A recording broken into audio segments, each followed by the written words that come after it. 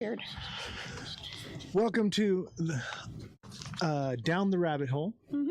with Oz and Jesse. How you doing, everybody? And tonight we're going to be talking about demons and dolls. Demons and dolls. That is tonight's topic.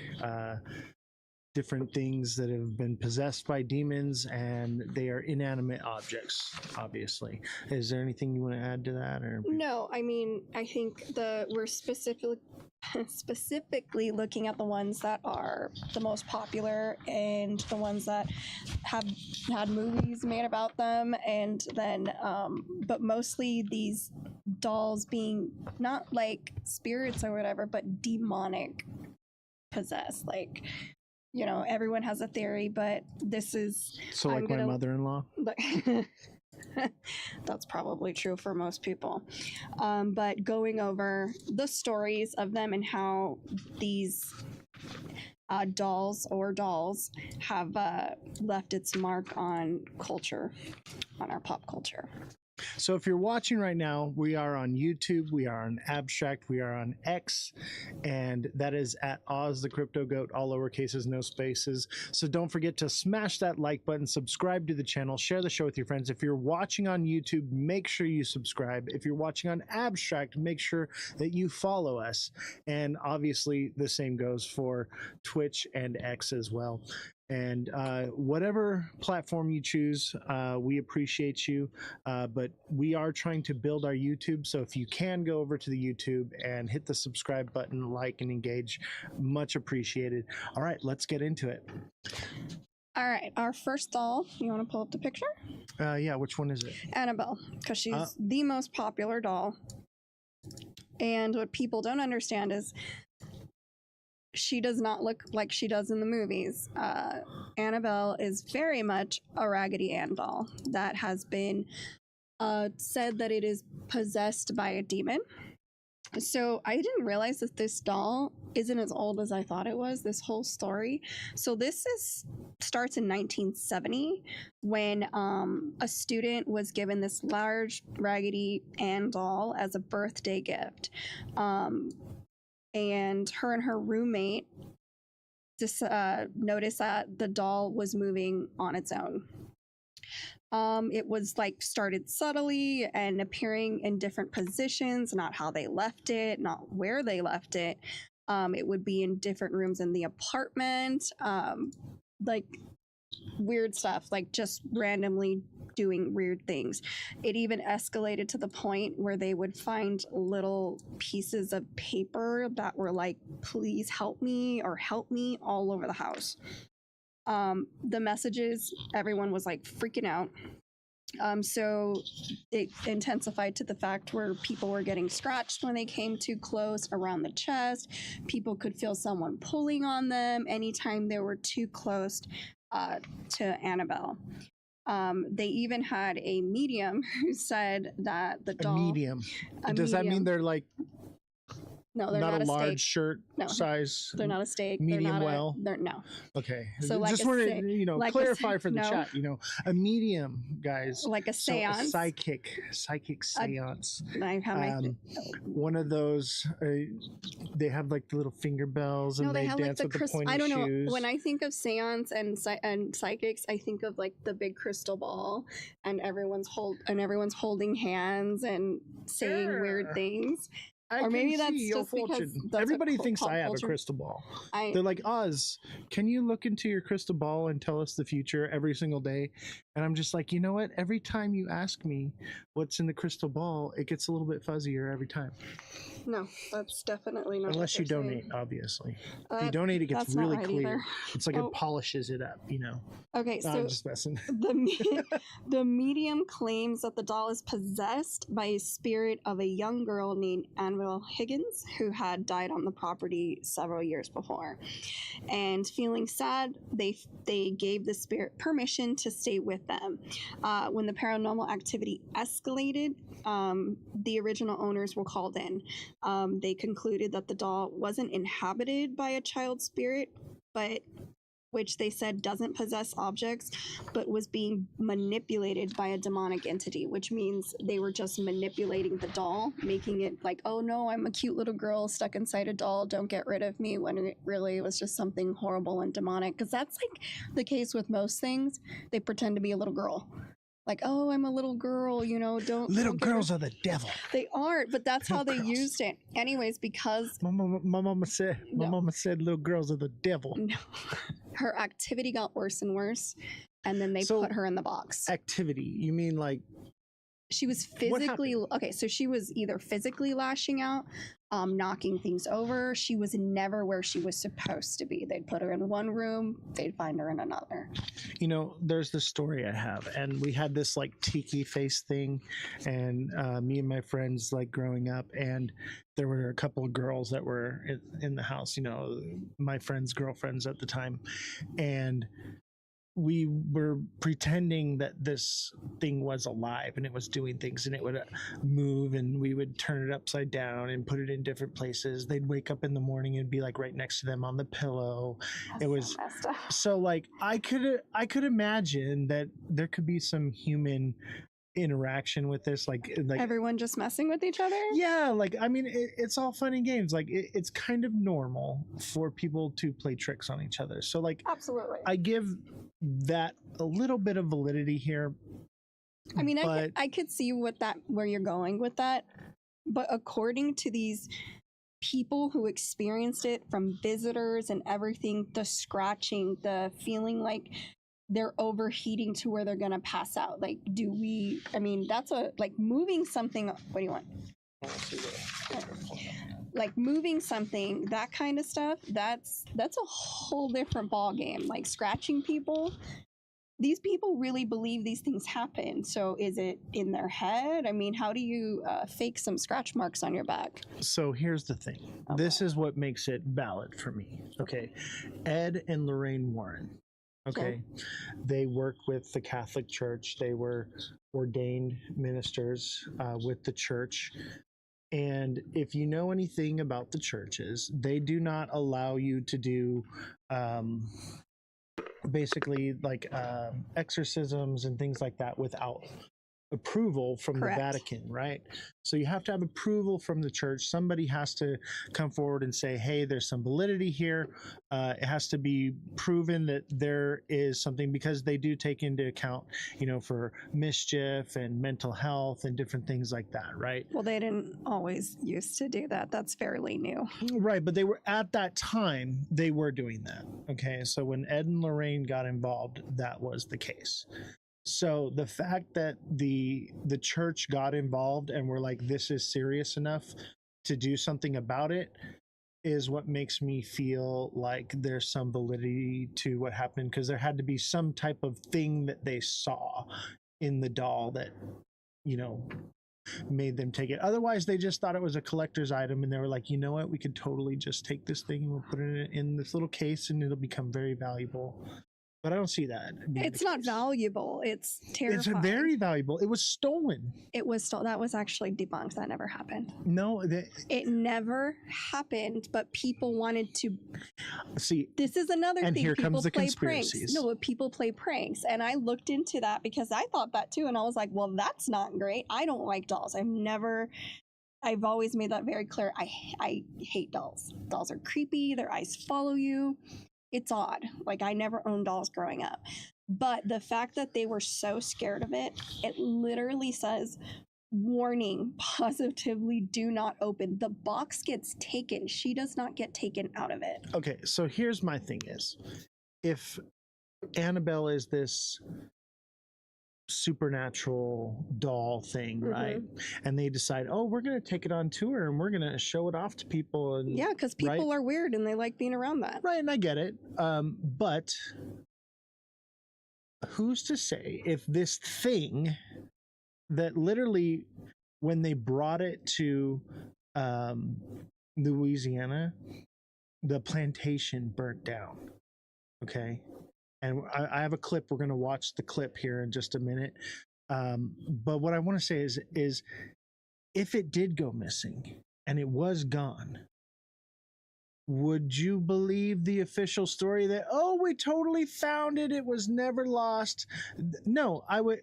First thing I would do is I would go get a Raggedy Ann doll, stuff it in the box, and say, look, we found Annabelle. There she is. For all we know, Annabelle is lurking in the shadows behind your bed, in your closet right now, prying from around the corner, looking to menace society right now, for all we know. As far as I'm concerned, I do not trust the official story. I think she could potentially be out there like Chucky, roaming around, doing little things and whatnot. I refuse to believe the idea that she's just, oh, she went missing. Oh, no, she's back. I don't believe it. I don't believe it. You can't prove that one way or another. Either way, I choose to believe to look over my shoulder because Annabelle's down the rabbit hole over there, okay? But hear me out then. Okay, so by that logic, maybe she never even left and it was all a publicity stunt and it wasn't the real doll, but because people will buy anything and people are delusional and they love this creepy kind of stuff, they could have just been faking it. That and makes she's more still there. sense. Except for the videos that I found while she went on tour. Some YouTubers went and they opened the box and were allowed to like touch her. That's impossible. So we're gonna watch the because video. then it's not the real box. There's just no way. You're not real, man. None of us are real, technically. All right, so let's start with this, okay? Let's give this a little gander here. I'm gonna put my headphones on so I can. Or do you want to hear it? Drop my stuff. Because I already heard it. Okay. All right. Make sure it's on the screen. So you can just put this up to your ear like this and take a little listen. And so let's listen to this. This is from YouTube. These guys are freaking hilarious, by the way. Can they see it? Yeah, they can see the. So it's right here. Okay. So let's take a little listen. Recently too, what happened in New Orleans? What happened? Fam, they moved the Annabelle doll. Did you see that? They took the Annabelle doll off the real case and they're doing a tour with it. Oh, they brought it there? Yes, and the first one was Louisiana. Oh my God. The warrant literally told that person, this is the most dangerous thing we have at our museum. You must be sick in the head if you want to do a tour with it. And then they're doing a tour. Yeah, That's look at this. He's doing that then. Fam, he has holy water Yeah. and a prayer beside him, and the Annabelle doll is right in that black thing. Oh my And then you God, see him bro. every time they have to do this. That's crazy. Yeah, you said a lot of like the were like buried and stuff like that. There's a lot of that were Fam, right after the Annabelle doll left, two things happened in New Orleans that was really big. One was the plantation caught on fire. Oh shit. One of the longest standing plantation houses burned to death. I saw a video where people are saying when they took pictures of the fire, there would be silhouettes everywhere, ghosts. And I'm like, yo, that makes sense because if people died there, so boom, if you see right here, zoom in on the circles, the ancestors. Damn, so right away they brought the doll into the fire. That's crazy. The Nottoway plantation started burning. That's crazy. Yeah. You see all these silhouettes like actual like ghosts, fam. No, and just recently too, what happened in New Orleans? What happened? Fam, they moved the Annabelle doll. Did you see that? They took the Annabelle doll. Okay. You want a real answer to that? Because I got a better answer Yeah, than I the mean- doll. Okay, tell me. What are the history of these huge plantations that have been around for over 100 years, and what kind of apparitions or ghosts would be lurking there wanting to set it on fire? Let's go back in history a little bit. Master sir, please, master sir. And So if he'd be like, anyone go wanted- pick my cotton. if He's like, anyone I'm wanted- gonna voodoo the ghost of Annabelle on you. If anybody wanted to burn it down, that's all I'm saying. All I'm saying is I want to burn it all down. Well, that's I'm a with little it. different. With, Let's leave the government shut down. Let's just leave it that way. Anyway, let's not get too political on that. no.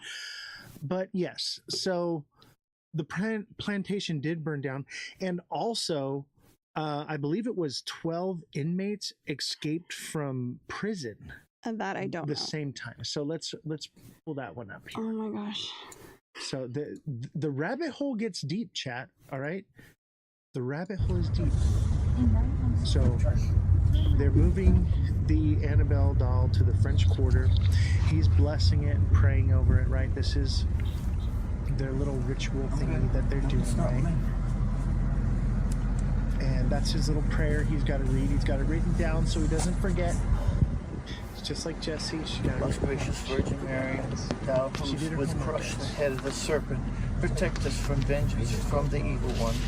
We offer prayers, supplications, sufferings, and good works to thee, so that thou may purify them, sanctify them, and present them to thy Son. I'm gonna open up the case. So, You're gonna quickly, Annabelle I mean quick. in the case, right? Grab it and put it in. This is obviously not the real Annabelle. It's Annabelle is worn looking, not bright, Right. and So this is a regular. They this said they can't video see. right here. You guys can't. Close it up fast. Sorry. Let's go back Close it up to. quick. So look, he's blessing it. We saw him blessing it, right? And then this is the Annabelle doll. They're supposedly are moving. That is not the real Annabelle. it's not. It's that red. 100% That hair is too red. Yeah, and they move it into this other box. This is, I don't know what this is. Maybe it's a haunted house or something. That's all right. That's not the real doll. There In the name of the Father, in the Son, other and Holy video we Ghost. just watched. Hail Mary, that full of was grace, the actual Lord is with original thee. video. Blessed art thou You know what's amongst crazy women, is and blessed I- is the Any fruit one of that thy I womb, had, yeah. Jesus. I had a Holy Mary, raggedy Mother man of God, and Andy pray doll. for us sinners, Yeah. now and at the hour of our That my death. parents had. Amen. And Yeah. one year for Halloween, Let me see your hands my again. sister and I dressed up as Raggedy Ann. Yeah, okay. And now she's That's transferred. Well, my parents always One chose time. it. You just gotta wash Now it. she's transferred over. It's actually holy water. And we're going to keep her in there temporarily. Do you It's remember not when Lorraine that Warren said this about raggedy the Annabelle doll? head. Don't What? ever touch It's any. Raggedy Ann. And if you do, let me know. That's a long video. This is the Yeah, worst so thing. that's And the actual that job. But I guess some people forgot about That's that not because it. she's on tour right now. right? So they took her to New Orleans, and why does a plantation house from There's no- 1859 burn down after? No. So This here's mansion the was thing about is, 53,000 square What happened feet in with 1859 on 64 that little rooms, plantation and it there, burns my down friend? after Annabelle You tell decides me. to visit the city. The fire is Slavery. still under hold on. investigation, Well, so yeah, you we could- know that, but let's There's rewind. more things at play than a doll. Is that and it burns Let me down tell after you. right? But If I was that is not the actual doll. This is the one So that was then- supposed to be on so if tour. it's still in New Orleans and nothing's ever happened because they kept it in the box, why would the fires? That doesn't sound right. I think they took a fake doll on tour. Yeah, that's what I'm saying. Right. That's why they're like, But- oh, we lost it to cause hysteria because people Right. are dumb. So if there's like a spirit or something, and there's supposed to be like a legion of demonic entities attached. I to can believe Annabelle. that. It's called Legion, and if you ask it its name or whatever, it identifies itself as like thousands of entities, right? Who's to say that a spiritual force couldn't attach itself to this doll just based off of the rhetoric behind it and everything that they're doing? It could have created a whole new entity, or not created, but a new entity could have latched onto it. Who knows? They could have done some kind of ritual thing to it. Who knows, right? Demons don't like other demons. That's not true, because Legion is one that possesses, like Judas was possessed That's- by Legion, right? There's Which is no actual right. But if you go off of structure to biblical, right. But but that's the problem. it doesn't have to be one entity. People can be possessed, and objects can be possessed by more than one entity. Okay. No. Yes. Read your Bible. No. In the Bible, it states that there was a man that was he was full of demons, and Jesus cast out the demons and sent them into a herd of pigs because there were so many demons. They went into all the pigs, Well, and the those pigs pigs ran didn't deserve it. into the sea and drowned themselves. Poor pork chop. I'm just saying that No, this is that doesn't make any sense. Take the Bible out. Explain it to me. there. Take the Bible There's more- out. Explain it to me. It's a spiritual entity. It's not like it's taking up physical real Because there's estate. a difference between demon, spirit, and Haven't ghost you- if you see it that way. Haven't you seen people okay, so there were these people that I interacted with, and I'll tell this full story later on. Now is not the time and the place, but I'm going to breadcrumb you guys a little bit right now. This is part of the breadcrumb trail that I am leaving for you guys. But there was this man and he would talk, and sometimes he would talk really loud like this, and then yeah, and he went from Elmo to Louis Armstrong. yeah, Okay, he got was it. like, I see skies are green, And now you're just Schwarzenegger. plantations too, I whip them too. Don't sing. All right, just me and you, and I think to myself. Okay, I'll stop singing. What a wonderful world. I have to hear this like live. Yeah. Please So- feel sorry for me. This guy was possessed by multiple entities, and each one of these entities that he had in him had a different ability. One of them was this, Schizophrenia. I mean, if that's what you want to scientifically call it, but I seen it in a way where God showed me through my path and my walk and my journey that there was something more than that. Take the Bible out of it. And then there's no argument anymore. And that's, I mean, you can label it as whatever you want, but here's the thing is we have to have an open mind that there are some things that science cannot explain. Well, clearly, or we wouldn't be doing this. Exactly. So tell me when I can unmute. What do you mean unmute? So Unmute what? Are we muted? I don't know. But basically the Oh, he's talking about your horrible singing. Now I know what he's talking oh about. my God. You are correct. You're not allowed to mute say me. that. Okay. You I have get to it. watch I the can't whole mute, show. but you mute for me. Okay, so we have to understand that yes, we can put a scientific explanation on everything, okay, and we can look at it from a logical perspective, but we have to, especially with these things that we're talking about, that we're looking into, we need to have an open mind, and we need to start, in my personal opinion, I think we should blend science with spirituality. I think that they go hand in hand. Because we have the separation of church and state and all these things, right? That's a no-no, right? But I do believe that they are similar, one and the same. Yes, we have physics, but there are things that defy the laws of physics. You know, there are things that we can give it this label, and that's how we can describe it and give it a way for our puny little brains to understand. But there are just some things out there that we cannot explain. No matter what scientific explanation you want to put on it, for me, in my life, in my experiences, I have come to find that yes, there is versions of people who are mentally unwell and they are schizophrenic. And then there are other people that are possessed by demons and they are granted powers because of those demonic entities that are within them.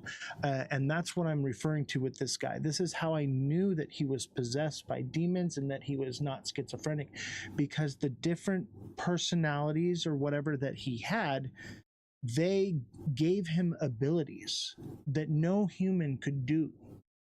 And you ever saw the movie Split? Remember? It was The Unbreakable. I remember the movie. And basically the beast, right, had this special abilities and stuff. I believe that those are demonic forces that actually possess people, that give them abilities. And then I believe there are people that are just unwell and they have split personalities. But I believe that the difference is that when you are given the ability to speak perfect Latin and you never spoke Latin before in your life, that is one thing that the Catholic Church uses to determine whether or not something is just a person with mental illness or someone that's actually possessed by a demon. Okay. Or maybe someone has access to more of their brain than we do.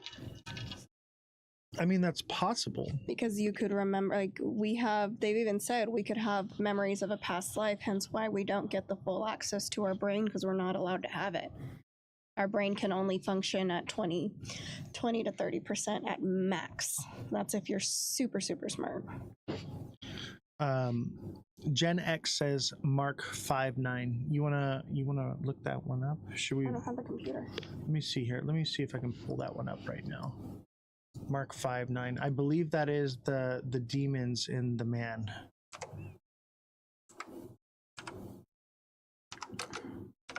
So I have actually read every page in the Bible. So have I. We both went to Christian school. Well, most people who went to We Christian got school tested never on actually. it. Okay, so here it is. And this is from the King James Version, Mark 5:9. And he asked him, "What is thy name?" And he answered, saying, "My name is Legion, for there are many." If you believe the Bible, right? I do believe the Bible. I don't. And you're entitled to have that opinion. But those of you who don't believe in the Bible, I would encourage you to read it. And as you read it, reach out to God and say, "I would like for you to reveal yourself to me," and he will, and you will see that it is real. Okay, I'm not having a Bible lesson with you today. I'm just saying. And the reason that we aren't allowed to use our full capacity of our brain, we have no idea. But as of now, most people don't ever use more than 20%, and only the high elite use a little bit higher percentage. But for whatever reason, our bodies cannot actually process using our brain at 100% capacity. And I think there's they think that we would be telepathic or whatever that case. There's a block that we're just only allowed to use bits and pieces of each part of our brain to answer that question. And I agree with that. And I think that that is a real explanation for some cases. And in some cases, I believe that there is a more likelihood of a demonic possession. And there's a list of things that, the church calls That's my for. whole issue is the church. And I'll tell you this, Creating I do not this demonic possession thing to make experiments out of people, or to be like, these are the same people who are like, mental health isn't real, you need God, when they really just needed medication. And I agree with that. But I think that there's also something else that is real out there that can't be explained. Possible. How do you explain the spirit box thing?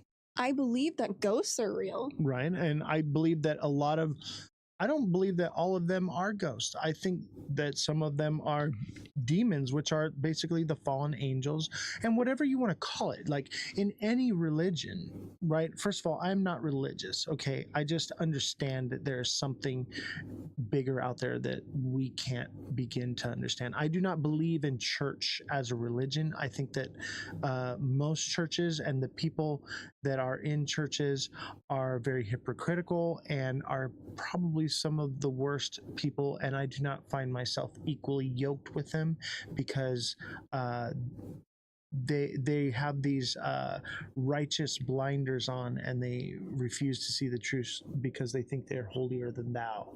So I do not find myself having church with them in a building. I do not believe God is in a building. The best church I ever had was with my grandfather. We used to feed the homeless every Sunday from 1983 to 2007. Every single Sunday, never missed one. And one time, my grandfather, it was just me and him, and on a Sunday, we went down to the liquor store. We grabbed a couple 40 ounces of malt liquor and went to the park. Just me and him. I was 21 at the time. This was much later on. And we just sat down with some of the homeless people there. And we said, "Hey, you guys want to share a beer with us?" And we passed around the 40, and we were just sitting there talking, and we were just fellowshipping with one another, telling our past stories and things that we've been through, our struggles. We prayed for them, and that was the best church I ever went to.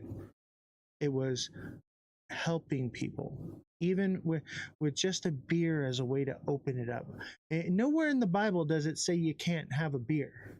I don't understand where all these Christians... if you believe the Bible, he turned water into wine. Exactly. And that's lit. Just saying. That's what I'm saying. That's the kind of God I want to have. If someone could do that in front of me, I'm like, I'd be a believer. But I turn water into wine. I just add a little bit of fruit and sugar to it. That's not how that happened. That's how I do it. You're done preaching to me now. I'm just saying, I get it why you guys have to believe what you do. It gives you purpose. It gives you something that's greater than yourself to explain things you don't understand. I totally get it. But there are things that just don't make sense because they don't make sense. Right. But according to Mark 5:9, he calls him Legion, for there are many. And Legion is apparently what is in Annabelle. Okay? At least what I've come to find. So let's finish watching this clip. Oh, it's so long. Annabelle decides to visit the city. The fire is still under investigation, so you could call it a creepy coincidence, but if you watch So the these are not Conjuring the and real, Annabelle movies, you will know it's a how movie, evil she Robert and truly is. Lorraine. But that's not the only weird thing that happened over there. 10 That one inmates is. escaped from a prison shortly after. So these are the The inmates way that they did it, they like escaped escaped from from prison. a wall behind the toilet. This is not Now even what their she size, says is a this little Annabelle's hyperbolic, like, size. oh, only a dog could fit through She there. could have No, helped them. And we guess can where fit she's through at there. now? San Okay. Antonio, Texas. I'll be praying for you all. Can we also point out that when these fires happened, everyone was angry. The world is divided. And these were representations of ugly history, of ugly U.S. history. And I don't think that one is connected to the other. someone could have literally just gone out and said, hey, Annabelle is out of her cage. Let's go light something on fire because it'll go viral. You know, What? people are crazy. Okay. I'm just saying, but maybe it was the spirits that were let out from Annabelle that caused someone to do such a thing. Me personally, I think it was just somebody was like, hey, we should totally set this plantation on fire because The history that you know, it holds. fuck these people. And two, oh, we can blame it on Annabelle. That's what I would do. That's what I would do too. But right, we don't know. But that the most likely scenario, the history that those plantations have, they probably deserve to be burned. Not saying that anybody should have got hurt. I'm just saying I don't care what happened there. I don't think you should burn down a building just because it was the man who, you know, was the judge for the Salem witch trials. Like, you don't burn the building down. No, it's a part of history, and there's things we can learn from history. They literally rename cities when atrocities happen there. There's a few in California. They're like, we're going to rebrand. We can't be but if you associated. burn the building down, there's nothing there to point at and say, hey, that's where this thing happened. No, once it's there, eventually, over time, it's lost and no one talks about it anymore. There's no remnants of it. There's no history left behind That's the of point. it. I know. So like burning down a plantation because atrocities happen there doesn't mean that we should burn all those things down, take down all those statues. No, they should be put there in place so that way there can be teaching that happens from it. Do you know what they're taking out of the schools for kids to learn? What's that? Anything that has to do with that time period. So it is in someone's best interest to get rid of them so they're not landmarks and people can't be like, see, we were terrible people. No, it didn't even happen. History is written by the winners. So whoever wins rewrites history in their favor or whatever they're liking to be. Well, that's not what's happening because those plantation owners didn't win. And so if you take out there were no losers and the Confederate Army really won, where are we at here? The South will live on. Like, it's so weird because, like, I see that flag and I'm like, you know, you lost, right? Like, that's a loser we're proud flag. people here. I'm being hyperbolic, by the way. I'm poking fun at the idea. I believe there's some sort of balance between spirituality and logic, but I'm always going to lean towards that logic angle. Right. And for me, I'm going to be in the middle with both. I'm going to give there some validity to the mind is a powerful thing and give some validity to that there just might be something supernatural. So I'm going to be open to both aspects and not discount one or the other just because one is easy for our mind to wrap around. Okay. Okay, so let's finish watching our little clip here. It's not. Oh, it's 30 minutes. Let's finish it here. 25. We like to fuck around and find out. So what do? We take Annabelle on a world tour. Okay, we're just moving her all over the place. They send her to New Orleans. Moving her all over the place. New Orleans, man. There's a lot of creepy energy in New Orleans. I disagree. It depends on what you discern as to creepy. the ground. I mean, there's vampires. They literally had the fire out at one point, and it reignited Little itself. clip. If Little that's not clip. the ancestors speaking their truth. Yeah, it's not a Anyway, little clip. I know, that's what I then just said. 11, But I want you guys to see. 10 or So these are 11 the prisoners that convicts escaped, right? Escape a prison. Okay, there are 10. That's pretty much all convicts. there was to Some take from this. convicted Hold of on. unaliving people on the loose This in is New what I Orleans. want you to Actually, I see think they've right called. here. She would cause chaos. I just didn't think it would end up like this. Annabelle. So this is the a actual Ed and Raggedy Ann Lorraine doll Moore. that's made like thousands So of I other wanted dolls. chat to get a chance to Except see that this them. doll And was used in this is communication. supposedly having the original seance. doll. I don't think it A is, though. nurse had Maybe it received the is. doll 1971 as a They're just present, kind of Christmas explaining, present from you her know, what mother. happened. The nurse And the doll received the stands doll. about 3 foot What high. we talked about. Right, And she would exactly. take it to bed with her at night. So I just wanted you guys to get a little context of who they are. They're not the people that you saw in the movie or whatever. So there's that, okay? So this is the video. This one is short. So there were some YouTubers that while it was on display, and this is what makes me believe that it was the real people. Oh, did we lose it? They've opened Annabelle's box to investigate whether she's actually haunted or not, these and they YouTubers found right out here, something terrifying. Owner of the museum they let were them given open the an case for only experience 5 with minutes the to make this doll, meeting with it relatively open, safe. And they even and asked a watch priest and to see say what a prayer. happens. So after opening the case, there was no coming back. We didn't want to waste any time that we had to be able to do this. At any point you feel threatened or anything like that, you know, don't hesitate to leave the museum for a think little it's a bit. They sign. She's used a the little Estes method to communicate with the doll. It's the same one they used to talk to Peggy. Watch what happened. Annabelle, or any spirits here, you can speak through Colby to tell us a message or to talk with us. Is there anybody here in the museum with us? 200,000? What? Are you connected in any other way to other haunted dolls? Everybody against you. Meeting with the doll showed immediate results because after getting into the car, they had a serious argument and finished recording. You believed. You always believed. I mean, these guys were seriously traumatized from this. They've opened Annabelle's seems box to pretty real and legitimate to me. This is why I believe that they had the real doll on tour. This, I think, is the real doll right here. I thought it wasn't. There was another image, though, that looked more like it. Maybe that was the wrong image. I'm not completely sure. But I do know that this image is from Ed and Lorraine's basement, where they have all these different artifacts and things that they've gathered over the years. Maybe they're just pack rats and they saw cool things and they're like, oh, it's got a demon, we better take it with us and add it to our little collection. I think that's plausible. Maybe not. I mean, my dad's a pack rat. Okay, my dad wants, if you've got something that he doesn't have, he's got to have it, and he would blame it on the devil to get it away from you. I'm just saying, it is plausible, right? I think you're way out there with this one. Why not? Because, like you said, they were religious people. It's the devil. Give me your action figures. You know how I feel about hiding behind God for your bad actions.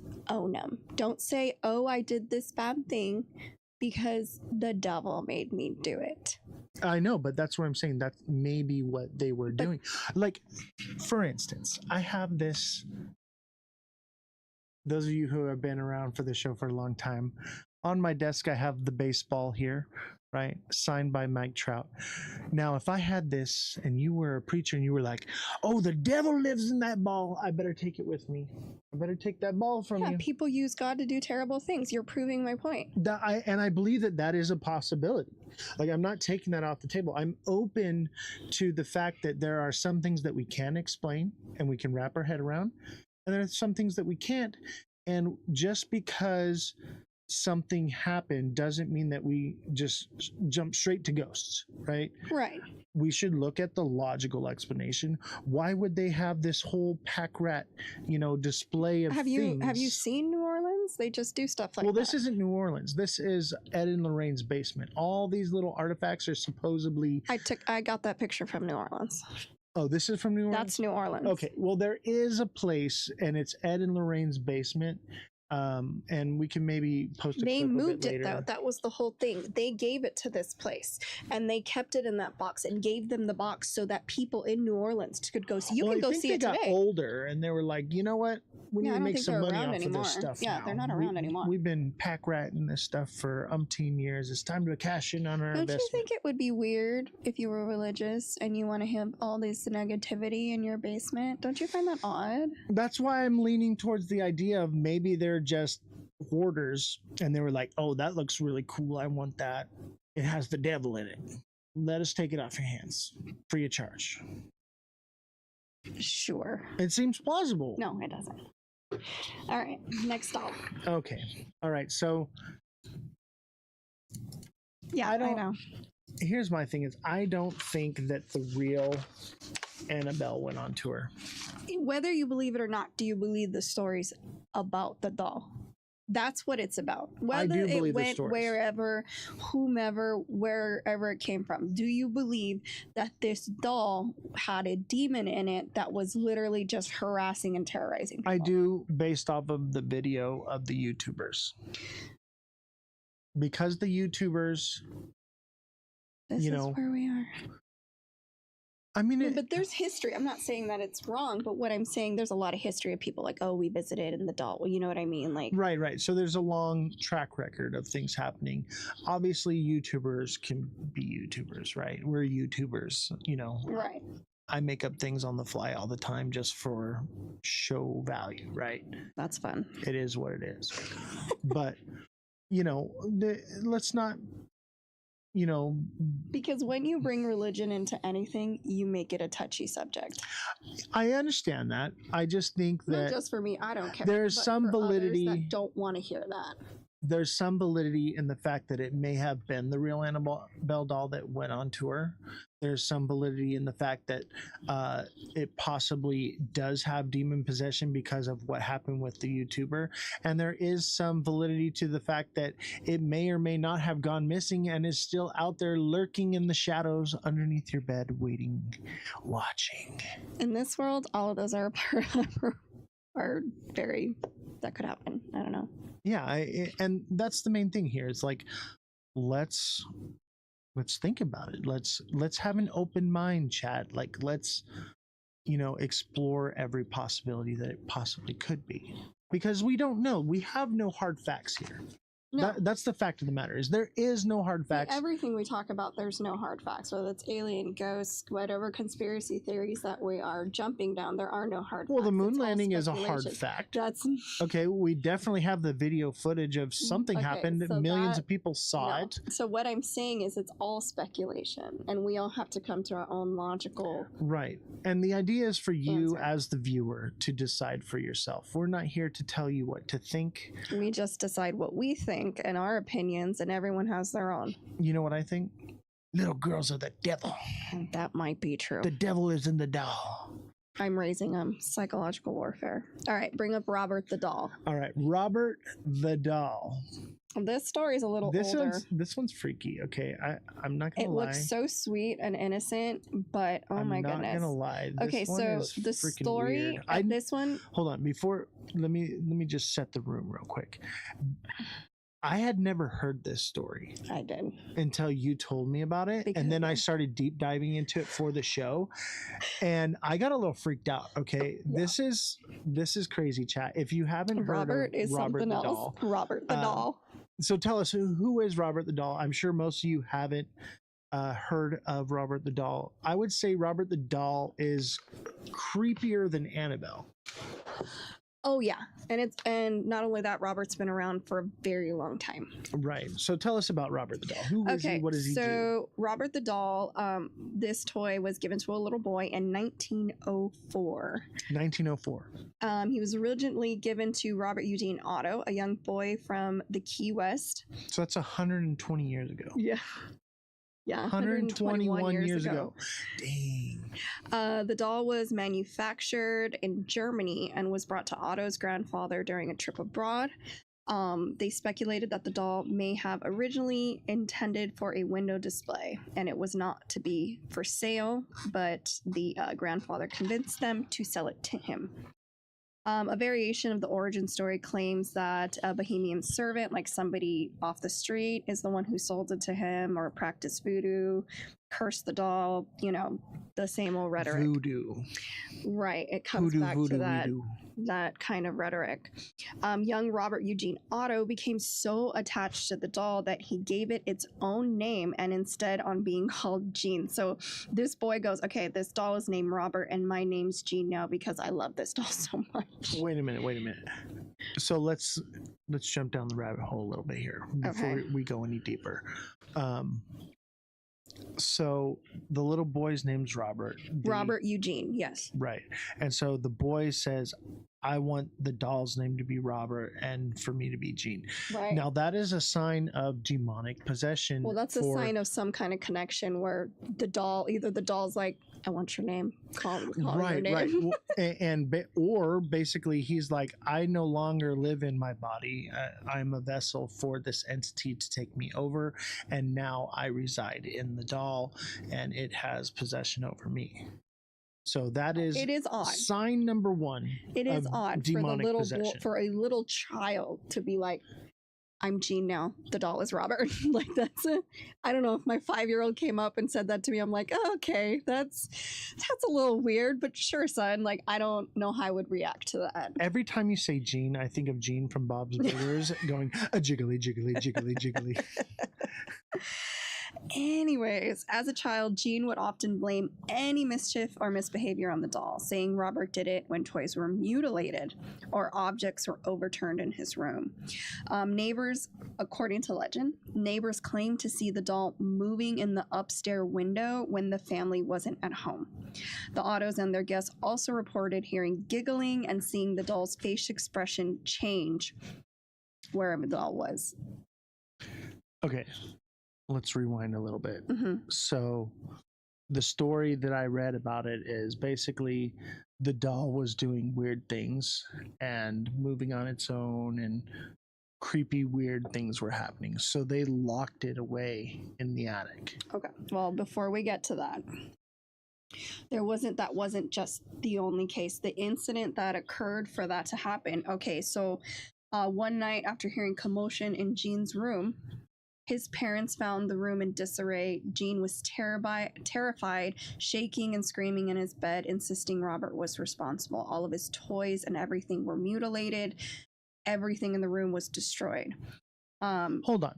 Don't you think that a kid could be having a temper tantrum and did a bunch of crazy stuff, or maybe split personality disorder, yes, or you know, whatever, very logical, yes, and then uses that as a reason to blame it on something? Because I'll tell you what, right now, my 5-year-old, or I think she's like 6 now, when she was younger, even now still, she would do things and blame it on the devil. The devil made me do it. I believe that. So, is it perfectly logical for a child to lash out and do something like that and then blame it on a doll? Yes. Absolutely. Yeah. The question is this. They were not home, and the neighbors saw it moving around in the attic. Right. That's what's creepy to me. That's what leads me down the crazy rabbit hole of this is some demonic thing, right? But here's my issue. So Gene, and he stayed with this name. He never went back to Robert, even after he went to college. And he kept the doll. He kept it. Okay, so not me. I'm gonna light it on fire. You know, I had a Furby one time, and this thing was possessed. Okay, and it was like going. It was going like crazy, and we took the batteries out of it, and it kept like going. So we torched it with a torch. Yeah, that was the right move. Those things were creepy, and it was literally on fire, still going like yeah. It was creepy. No, so this dude, he literally brought it back to his childhood home after studying and being abroad. His wife, Anne, was reportedly uneasy with Robert and had him moved to the attic. Visitors claimed to hear giggling and footsteps coming from the attic after the doll was confined. So this is Robert's reputation. He's obviously in a museum now, locked up, like you see right here. And the story is, if you take a picture of him without asking for permission, you just get bad luck and bad things happen to you. And they literally Elaborate. Okay. like car accident, something bad happens, they lose their job. You get the bad juju. Yeah, they get that bad vibe, that bad. And so what they have to do is send in an apology or come apologize to the doll for taking its picture Dear without Mr. permission. Doll, Robert the doll. Dear Robert, we are so sorry that we used Flash. Please forgive us. Our utmost apologies. Could I please get the winning lottery numbers this week? I've been doing so bad. I believe the government was surveillance through Furbies. I think that was like a test program, by the way. I believe that too. They had like that little like camera sensor thing. And you just do you remember the Simpsons? You didn't watch the Simpsons. There's a Simpson episode that made fun of the Furbies, and the thing was they were literally monitoring children to see what kind of toys they like, so they knew which toys to make for Christmas. I mean, that checks out. It does, right? Yeah. I would not when it comes to the government, anything's possible. I would not put it past any government entity to do something with toys, especially toys, right? Because children, because it's about money, right? Like that's why they monitor everything we do online. They want the data. The data can literally, Facebook knows when you have to poop. They know you have to poop before you do. This is a real thing. Are you talking about that? This is how we all only watch cartoons. Are you talking about that American Dad episode where she finally got a conspiracy theory right, and it was Project Poop, and they were filming everyone while they were people who were on the toilet looking at their phones, and they were filming them? Yeah. and like, so the camera's looking at you and it's looking down. So if you're beating it in the bathroom, the CIA's got footage on you. They're watching you. Big Brother is watching you. Spank the monkey. All right. So you just remember that. And one day when you run for Congress, they're going to say, you better play ball, or we're going to show them videos. We got a whole spank bank full of them, baby. Spank bank. No. I mean, it makes sense. Why, next time you're beating your meat and you're in the bathroom, look at what direction the cameras are looking right at your face. Who takes their phone in the bathroom? That's disgusting. That's where germs live. I mean, never, I get, I put when I have music, when I take a shower, but when I'm using the restroom, why would you take your phone in there where germs and poop and pee live? What the hell is wrong with people? I get my best TikTok work done while I'm on the toilet. Oh, that's so disgusting. Those are my best lives ever. No. Yeah. And you know what? As long as you're using a mic, they don't know, because, if you got your regular phone mic, they hear the echo, right? But if you got your little mic going, and then you're good, they don't even know it. That's disgusting. True story, chat. That's disgusting. True story, chat. No. Yeah. Next time I'm live, I'm just going to say this is a TP live, and all y'all from YouTube are going to know what I'm talking about.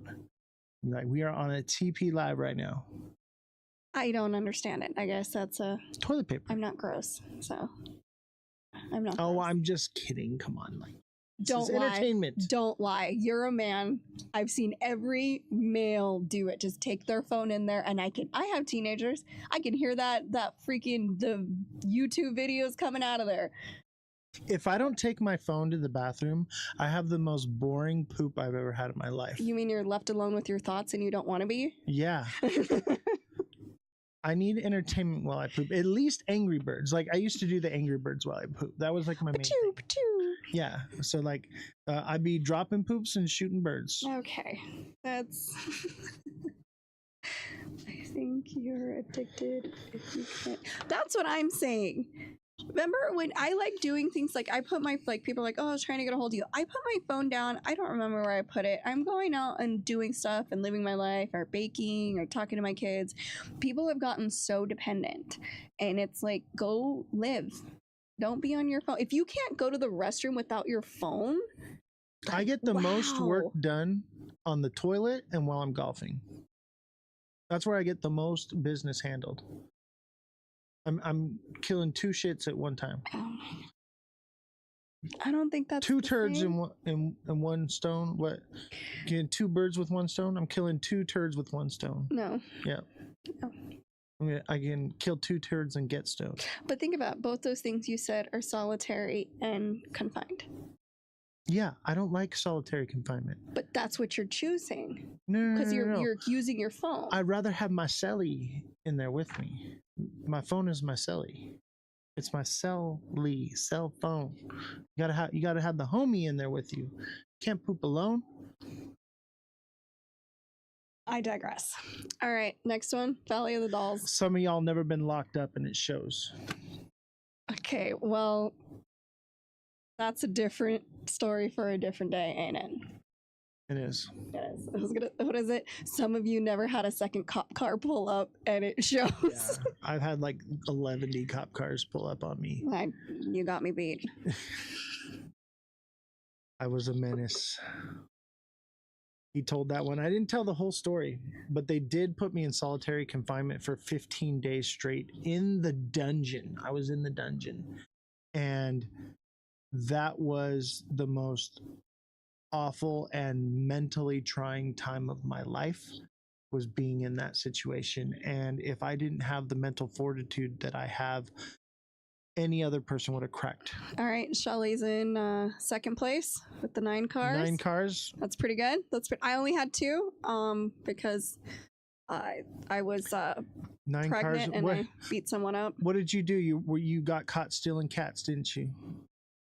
No, she got caught stealing horses or chickens. I knew it. I think it was the cats. Every time I see her, she's got a new cat. No. She's just a good person that loves animals. I mean, I do love cats. I do love cats. I would steal some cats. I'd be like, oh, they're sitting on their porch. They need a home. It was horses? I knew it. You're lucky they didn't hang you for it. Hey, that was the old rules. That's what they do. They lynch you. She wouldn't have stole anything bad. It would have been something that was beautiful and she was trying to help. They said, oh, she stole a horse. You're in the bathroom now. See, this Call is for what I'm backup. Look it, I'm in the bathroom. This is what I'm talking about. See, what is he's wrong in the with bathroom. y'all? What is wrong with y'all? Hey, make sure you wash your hands, please. It's too late. What is it? Okay. So that's my thing. If you're on, okay, so we really got down a rabbit hole. I know, because didn't we? I mean, we have other stuff to talk about, but look, okay, I'm gonna visualize. Okay, you're in the bathroom. No. Oh, okay. You're in the bathroom. No, okay. So your phone is in your hand. How do you squiggle out? So you take your phone and you like push down, right? And the undies, and you lift up your phone, but then how do you wipe? Do you just like lean to the side and not to your phone? Like, how does that work? And then how do you wipe? I will tell you how. Okay, no, very let carefully. Let me finish. Very carefully. And not only that, do you wipe, and you're not going to do it well with one hand and do it correctly because you're too busy looking at your phone. That then you got to. How do you? I got one of those neck things from the TikTok shop. No, you don't. No, you don't. And I got my phone, and then I just use my nose. Not only that, then you have your phone. Swipe. I'm swiping like this. Do you put it on the sink and wash your hands? Your poop hands next to the phone. How? Am I crazy? Like, is that not disgusting? Like, I would say visualize that. This is why I never want to touch anyone else's phone, because I would imagine that they're disgusting like you. Every phone. They're disgusting like you. Shit on it, guaranteed. And then you put it up to your face and you talk to it. I only talk on my phone in speakerphone. All right, more on Robert the doll. Reel it in. I know. I'm sorry. You gotta reel it in here, guys. We're out here.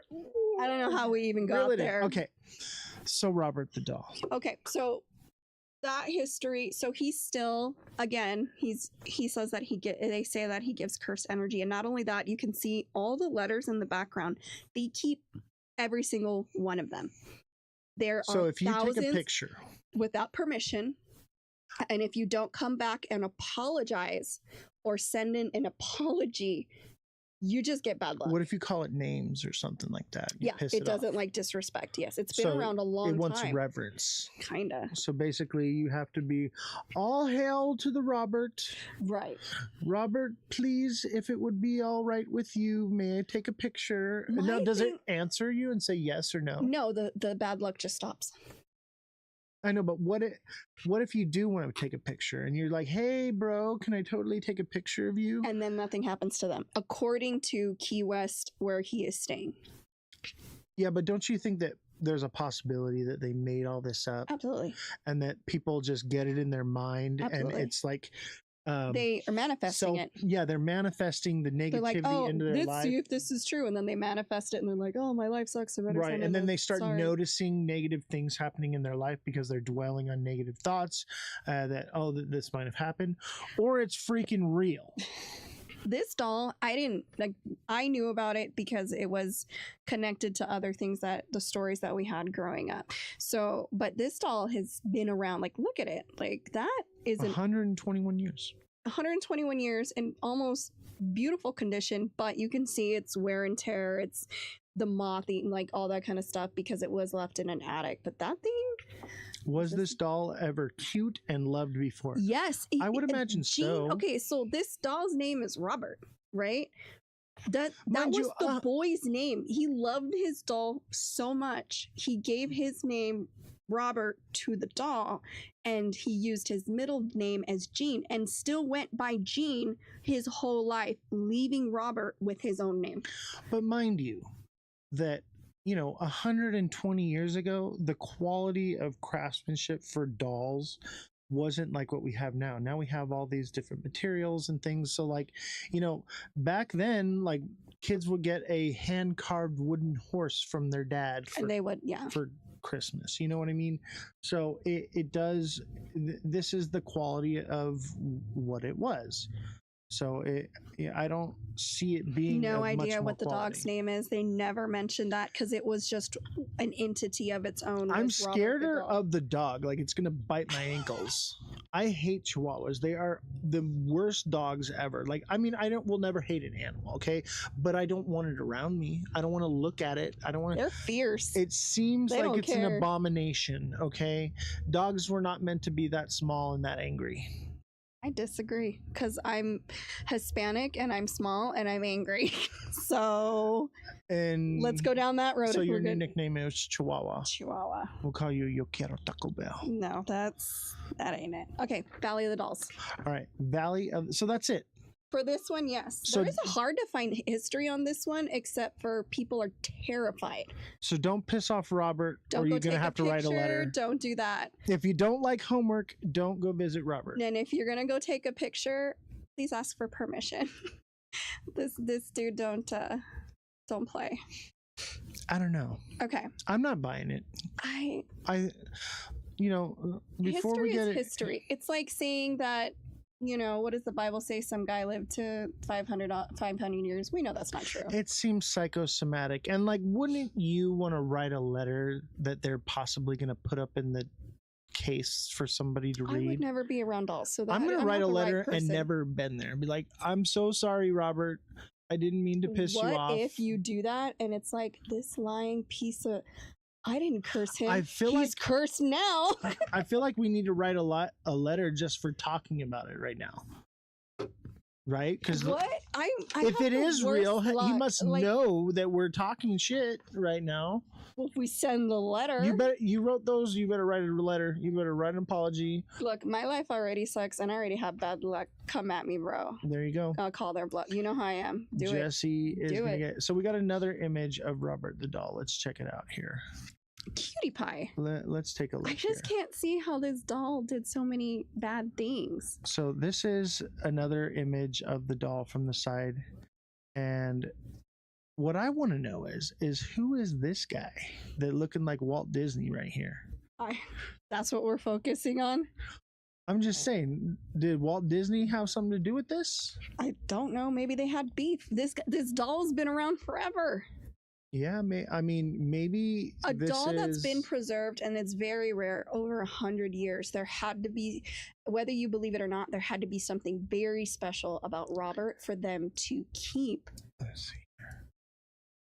That's Walt Disney. No, it's not. Actually, That looks is like Walt Disney. Remember, chat. this doll was made in Germany, and that looks like a German. That's the devil. No, it's Germans are not certain people. What about this? Look at this. This looks like an official seal from the government.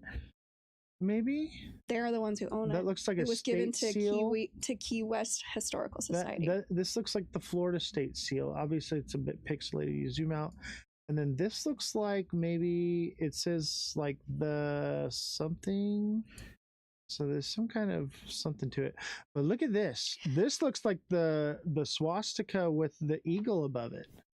No, it doesn't. I'm just saying, I deep dive into this stuff. I was looking at the background stuff here. What I want to know is, what is this? I think it was the little boy holding it. What is that? I don't know. It looks like a goat eating a child. What? You don't see the goat? That's a goat. I think just everything's a goat to him. That's not a goat. That's a goat. You always think you see goats when there's no goats. What is this? What am I looking at? I don't know. I wasn't looking at that stuff. I was looking at Robert. TikTok seller says, I blame Israel. I'm sure that you're probably Hitler Youth right. does as well. McDonald's. All right. Okay. Reel it in. Okay, where's Jesse? You keep getting off topic. It's not me. It's not me. All right. Here we are. We're back. So bring it up. The next one. I think it's this one here. Okay, that's a good one. You want to do that one? Yeah. Oh, we lost us. Oops. Oops. Hold on, chat. We're here. Okay. So the Valley of the Dolls, and I'm sure most people, especially if you're Hispanic, you know about this place and its history. But in case you don't, this is part of the Chamilago, I can't say it, canals in South Mexico City. This particular A D island, in English, Bobby. You speak English. dedicated to, okay, so there was a hermit caretaker, Julian Santiano Barrera, reportedly discovered a body. Yes, and this was in the 1950s, the body of a young girl who had drowned in the canal. This canal is infamous for the horrific things that have happened. While some say he found her body and a doll floating nearby, others, including relatives, believe he might have imagined the girl entirely due to his reclusive state. Haunted. Wait. Hold there. Yes. So they're saying, because he was basically a hermit to this island, that he was seeing things, is what people are trying to say. See, that's you. Your Mrs. Everything has to be scientific and has to have an explanation behind it, right? Okay. Don't you think that he could have seen something? I do. Now, I'm not dismissing what he saw, because there's something that deeply troubled him that started him on the venture that he went, because I don't think he could have just decided one day, I'm gonna be weird. And when he grew his own food. He didn't bother anybody. People came and, he traded food for other stuff. Nothing about him screamed crazy. He just didn't like people. Being a hermit doesn't mean crazy. Being a hermit means I don't like people. That's my thing. It seems like maybe trauma could have been due to it. Seeing a dead little girl might be traumatized. Right, and that would totally do it. But and that would explain some of this. But at the same time, don't you think like maybe there was something that happened before? Like, let's say that, because he said he found a drowned girl, right? But where's the girl? There was no body found. There was getting to that. Right. So my question is maybe this is induced paranoia. But I'm the logical one? I'm just saying, like, we got to look at it logically and illogically. That's what I was getting to. Right? Yeah. Okay, so elaborate. Okay. All right. Haunted by his inability to save her or by her spirit, Barrera hung the doll he found in a tree as a memorial, and it is still there, but it's in the spidery part of it. Driven by a perceived need to appease her restless spirit, Barrera spent the next 50 years scouring canals and trash heaps and trading produce for more dolls. He hung thousands of dolls, many of them mutilated, dirty, and broken across the island. So pretty much anybody could bring a doll and hang it as tribute to the little girl. I'm hanging a doll. In 2001, Barrera was found dead, drowned in the same spot in the canal where the little girl had said to have died decades earlier. I don't understand. Like, how is hanging dolls?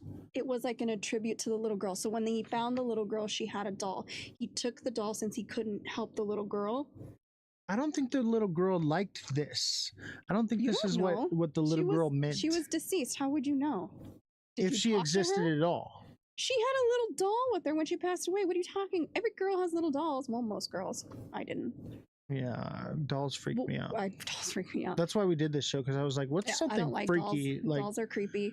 dolls But my freak me thing is out. that she apparently when he found her and she was drowned, she had a little doll with her. So he took that doll and to appease her spirit, because we don't know what the little girl just drowned, nobody came looking for her and all that kind of stuff. So his way of dealing with that trauma was collecting the dolls for her. I'm leaning towards, like, the dude was smoking some good stuff and had a traumatic experience, thought he saw something, maybe went a little bit off his rocker and started doing this to find a way, like a coping mechanism for. Yeah, I would think this seems more psychological Yes than it and no, does. Like the other ones seem more demonic. This seems more psychological to me. Okay, so remember he was found dead in the same spot the little girl had died. His nephew Anastasio, who had inherited the island, continued the tribute. Then he also died of a heart attack in the same location. All three of them died in the same spot. The island is now. Legend centers believe the dolls are possessed by a spirit of the drowned girl. Over time, it included the souls of the other dead children as well as Barrera's own spirit. And there's also the conspiracy that he was killing children, and this is why he put up all the. It depends. Where's the children? Yeah, I mean, you can kill somebody and no body, no case. So that's a lot of kids. But their thing is that it was to appease the spirit from bad things happening. But 3 people dying but here's the thing about this canal, and what people don't really understand. This is the same canal that is connected to a lot of folklore. I can't say this one either. Nojales? No, that is right. Dark spirits that disguise themselves as black-eyed girls or animals like fish and leopards lure victims into the water. This is the Like a same siren? canal. Yes, the canal that is connected to this island. Also, part of this canal is La Llorona, the legend of the weeping woman searching for her children that she drowned. It is also associated with these waterways. The paranormal activity to this canal's dark history, the canals were part of vast Aztec lake system. After Hernan Cortez conquered the region, it is said that more than 30,000 Aztec bodies were dumped there, potentially opening a portal of evil entities. Okay, it's a whole different, because okay, so I was on everything the connected with this canal is connected with a lot of dark folklore for Mexico City. Okay, so I'm leaning towards supernatural now that we have the full story here. It does seem plausible the dude could have, went off of his rocker on this one. Oh, of course, anybody.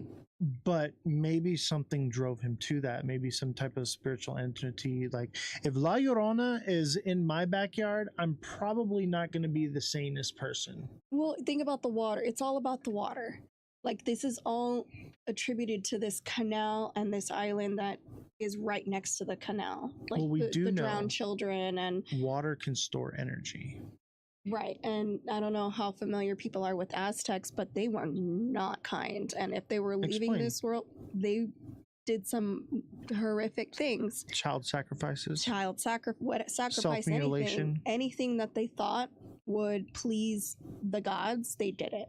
That's terrifying. And this is why I don't like religion. For that reason right there. I'm not a religious person. I'm a spiritual person. You know, I see it more as like a relationship. But yeah, I think when you get religious and things, it can send you down a very, very dark path. You know, they say the road to hell is paved with good intentions, right? So, you know, these people may have had good intentions. Oh, we're going to make it rain. Let's totally kill our children. That'll do it. Yeah. And a lot of people disappear, then everyone gets gaslighting into believing it never happened. And that's like what you're trying to, oh, nope, that didn't happen. There was no drowned little girl or the La Llorona. No, there's no dead babies. Right, right. That's a hard one because not only, I guess what bothers me about this one than the other ones is the bodies of the people, the little girl, the owner, and the nephew all died in the same place. In the exact same spot. In the exact same spot. So, hold on. Dude finds a little girl. Correct, with a doll. In the water, drowned, yes. Right? And then he dies there at the water in the same spot. Drowns. And then his nephew dies at the water. Heart attack, drowns. And then someone else? No, nobody else. Nobody So wanted to be on the island anymore. Everyone's like, I ain't going over that spot. No, they do allow people to visit during the day. They do not suggest you be there at night. It is very horrifying and terrifying. Bad things happen. I feel like we should go at night. Oh, yeah, not that one. I don't like dolls. I know the history. I've been to Mexico City. You stay away from that. Canal is a huge tourist spot.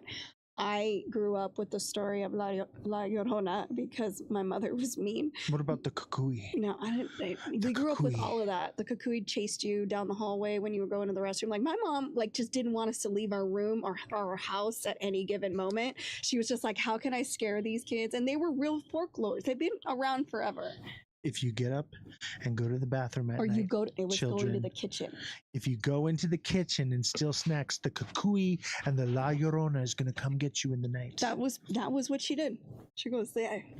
That was our nighttime stories. We didn't get no Hansel and Gretel or. And see, this is how religion can control bears. People. Lore like this can control people, right? We're literally controlling children to stay in their beds and not get into snacks by telling them that the creature from the Black Lagoon is lurking in the shadows. It's like when you get told, and I found out that this isn't true.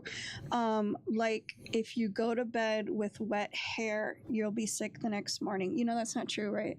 Yeah, but you don't want to go to bed with wet hair because it can breed bacteria in your pillow. That's the real reason, right? Why you don't go.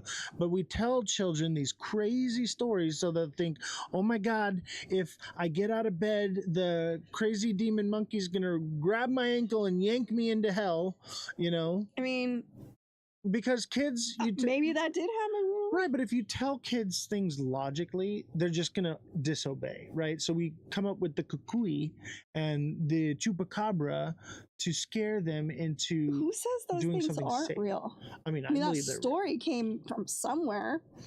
I've actually seen a chupacabra. Bald dog? They have one on display. It's a bald dog. It's a bald, oversized dog. It's a chupacabra, and no one can tell me otherwise. It's a hairless dog. It's a chihuahua. Chihuahuas are chupacabras. They're not hairless. All right. So do we have another picture here? Let's see here. So that's our picture now. And here's my thing is it seems made up until you factor in the idea that maybe there is. Those are the trips you can take. Okay, hold on. Let me pull it up here. So because people all died in the same spot, that's where I'm like, okay, maybe this is something. The only story I give any weight to. Because they what were are you talking actual about? People. What about freaking Annabelle and the dude? Do you want my honest opinion on that? Now, I gave the story of the background because that's my job to do so. I think it's crap. The doll thing, the dolls being possessed, is crap. Just plain crap. I don't because think so. I believe, again, whether you believe in demons or not, demons, even the church, they want bodies. And in your thing about this guy being possessed, like dead bodies, they want a live vessel. They have they can't get anything accomplished with a doll. They need a person. They need a body. Okay, that was one thing that I was researching. Because I was like, they need a body, they need a host. So when I see these doll ones, one, I think those people of Annabelle, they made a fortune, and they used religion to, again, not a fan of religion. They use that to push their narrative. Second, the other doll, again, why would you hold on to it? Oh, Robert made me do it, or Robert did it. That sounds like a child didn't want to get in trouble. It's mutilating toys, so we're just gonna put it in the attic. I'd burn that thing. I burned my Furby. He kept it. Maybe it was because the child was so attached to it. It is weird though that he still let it keep its name. Like, that's still trippy. Like, he must have believed it so much. Now, again, I could be wrong. These things could be totally real. But in my brain, the two dolls are complete bullshit. To me, it's crap.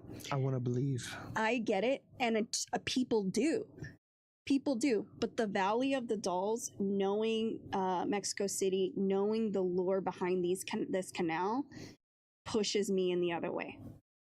Because I know there's some especially, so my native heritage who settled here in California, in Southern California, are the sister tribe to the Aztecs.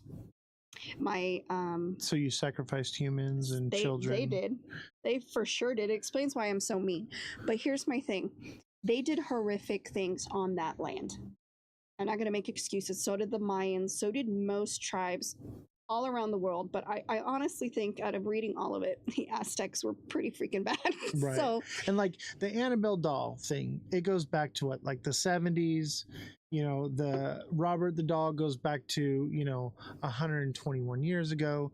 This goes back like what, thousands of years ago. Right. These folklore have been around for a very long time. Now, granted, this guy who had the Valley of the Dolls was in his, it started in the 50s. He was older, and he was very reclusive, so people wanted to dismiss him. And he literally traded like fruits and vegetables for dolls to keep her happy, to keep her spirit alive. I saw that he was literally farming to basically survive and to buy dolls and to get the dolls for the little girl. What would he wasn't asking for money. Well, I will tell you this. He wasn't asking for anything. He just wanted to appease this little girl that he couldn't help, and he felt so devastated he couldn't help her. After he passed, and then his nephew took over and he passed, there wasn't as many dolls as there is today. Nope, the reason it's so much is because people go and visit and they bring a doll. And we're talking about thousands and thousands of people probably every year that are bringing dolls. So now it's more overridden, and it's become more of an attraction. A tourist attraction. But as long as they keep bringing the dolls, the spirits are happy. Maybe there was a couple dozen, maybe a few hundred to begin with. Now we're talking about thousands. So it's a whole island of the dolls. It's become this lure over time. I wouldn't put it past Mexico to do something like this to bring in tourist attraction and American US dollars. That's true. For every supernatural thing. But the story of the two deaths are documented. Follow the money. The money will tell you the truth. But these little things didn't start till a few years, like 10, 20 years ago. This happened in the 50s. I think we forget that we're not in the 1900s anymore. We're in the 2000s. And so the reason why this was cornered off for a while, because Mexico is very superstitious. Whether you realize that, I get Americans are. No, Mexicans, Spanish, any of that in that family, were superstitious to the max.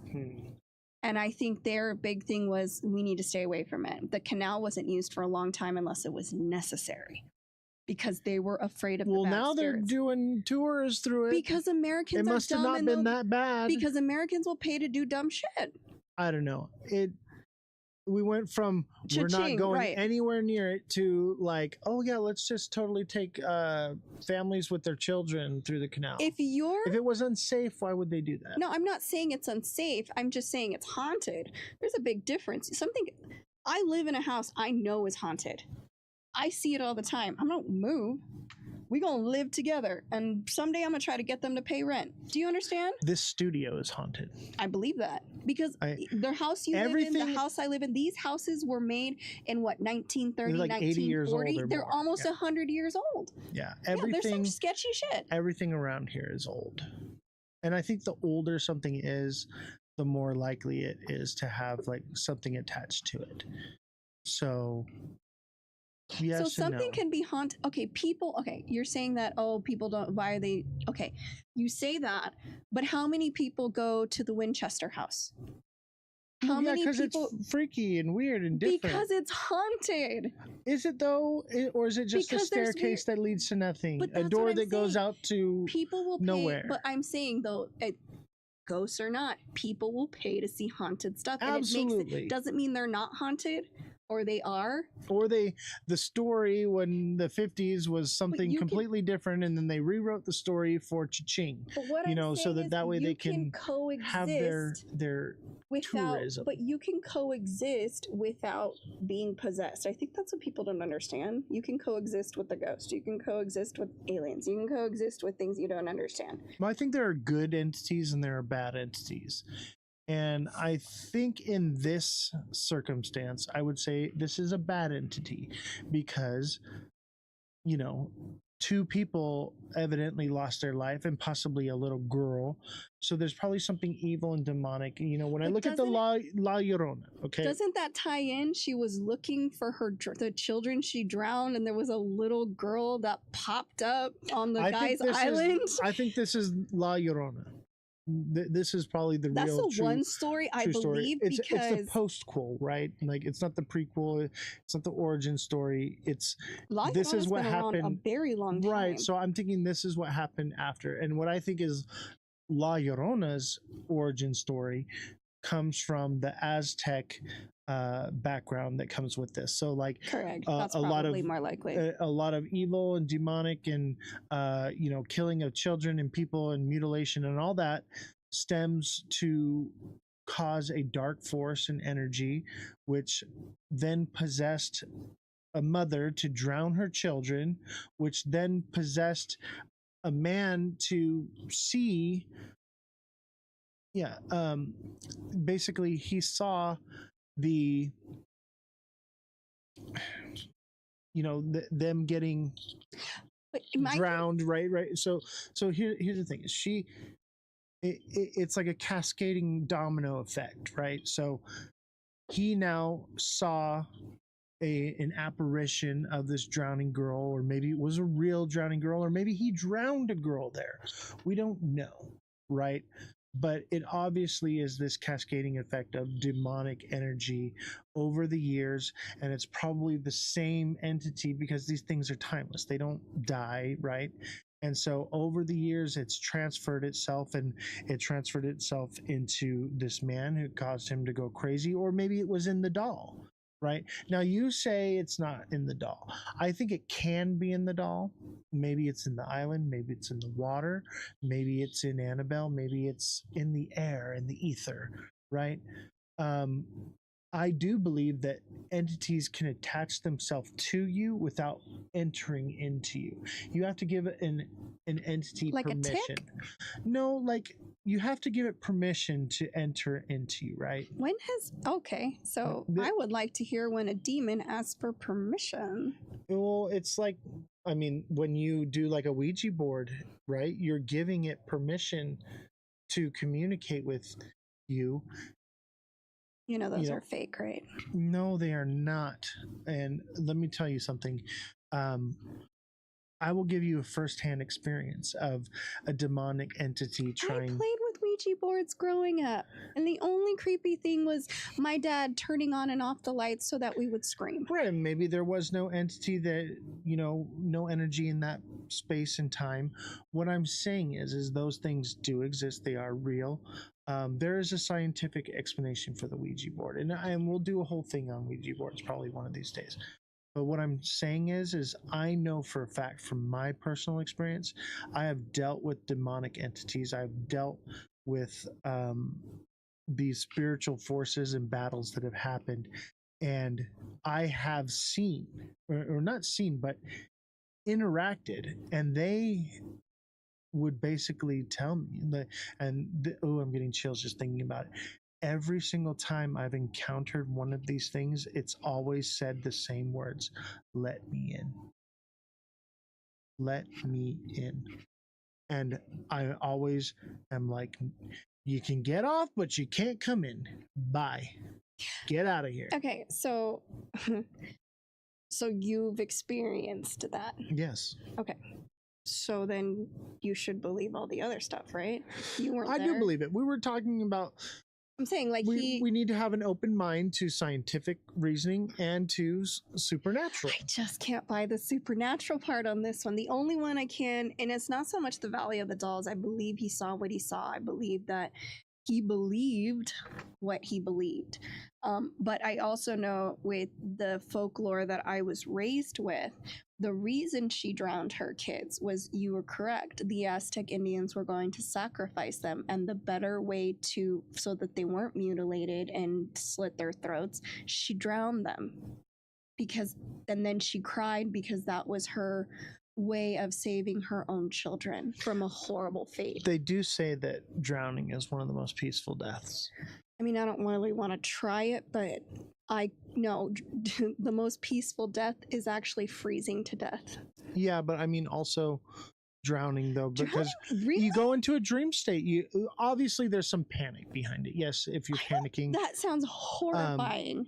But like there are people who have drowned, died, and then were resuscitated, and their experiences, what they talk about is that it's not a painful death. It's not, basically you go into like a dreamlike state of hallucination and you're just gone. According to science, it's better to die from freezing to death because your sensors just start shutting off. I don't know, man. I feel like being cold, shivering. You stop shivering at some point. Yeah, but it seems like that would be long and drug out, whereas drowning, it's a few minutes. But at least you can still breathe. That's the difference. But you actually breathing in water. You get to a point where you breathe in the water and like you don't get that gas. You know how like when you're holding your breath and you have to. It is horrifying. That's the panic state of it. But I've actually saved someone's life and resuscitated them. I had a pool at one time, and we were all heavily drinking, and this girl, she was very drunk. She dove into the pool off the diving board and was like swimming around, and because she was so drunk and got disoriented, she couldn't find her way up. And I actually had to jump in and dive and grab her and take her to the top and do CPR. And, someone in that state, they're drunk, they don't know which way is up, they're just swimming around.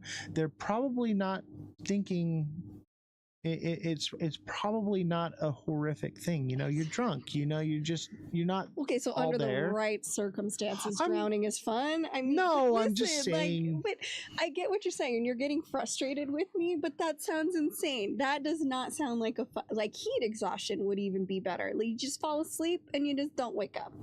I want one that I can just fall asleep. I and feel you don't like wake low up. oxygen would be the way. Whereas that's what I'm saying. Cold. That is. Anywhere you go, the best way to die is to freeze to death because your oxygen slowly lowers, your sensors slowly turn off, you just fall asleep and you never wake up. Yeah, and I mean, so like I used to collect insects, and one of the ways that we would collect insects is we would collect them and then put them in the freezer, and they would fall asleep, and that's how they would go. That's what I'm saying. There's a humane way to do it. So I could see that. Okay. Also, lack of oxygen. Basically, you get really tired and you take a nap and you don't wake up. I don't know. I hate the heat. I hate But if being you were hot. to go lay down because you were so hot and your breathing starts am to hot. so hot. I had to Did I go see too that. far? I had to see I went that. too far, chat. I don't know. Maybe it's the mustache. That's what's so hot. Maybe it's the red beard. Help me. Anyways, but heat exhaustion. You just get tired, go to sleep. Yeah. Anyway, so back to what we're talking about. The Island of the Dolls, right? Honestly, I want to know what people think because I don't know how people are familiar. Again, I love Hispanic heritage, and this isn't just Mexico. Spain has a lot of their own folklore as well, and that's where most of my ancestors are from, is Spain, and from the sister of the Aztecs that settled in Southern California. But my thing is that what is the difference between taking this tour bus to this haunted island that it is all these Americans and foreigners who go to the haunted houses that are all over California, or I mean the United States? How is that any different? You're like discrediting it. Well, it's not that scary if people go, but there's haunted houses everywhere. I think people will find any reason to monetize something. Well, yeah, but this wasn't monetized till, I guess you want to call it that, for a while back. Right. So, yeah, maybe it was just ancient lure that turned into something that they could market. But what the point is for, this is why this all comes together for me, is the drowned children, the black-eyed girls luring people into the water. Doesn't that seem like, even though came at different times, doesn't that seem like it's all connected? That's the only one that I could find that was connected to something else, to something else, to something else. Yes, I think that this is the most likely to be real. Right. But at the same time, I think there's some truth in all of it. I'm leaning towards all of it is real. Every single one of them. No. I think the least likely one is the Robert one. The oldest one? Right.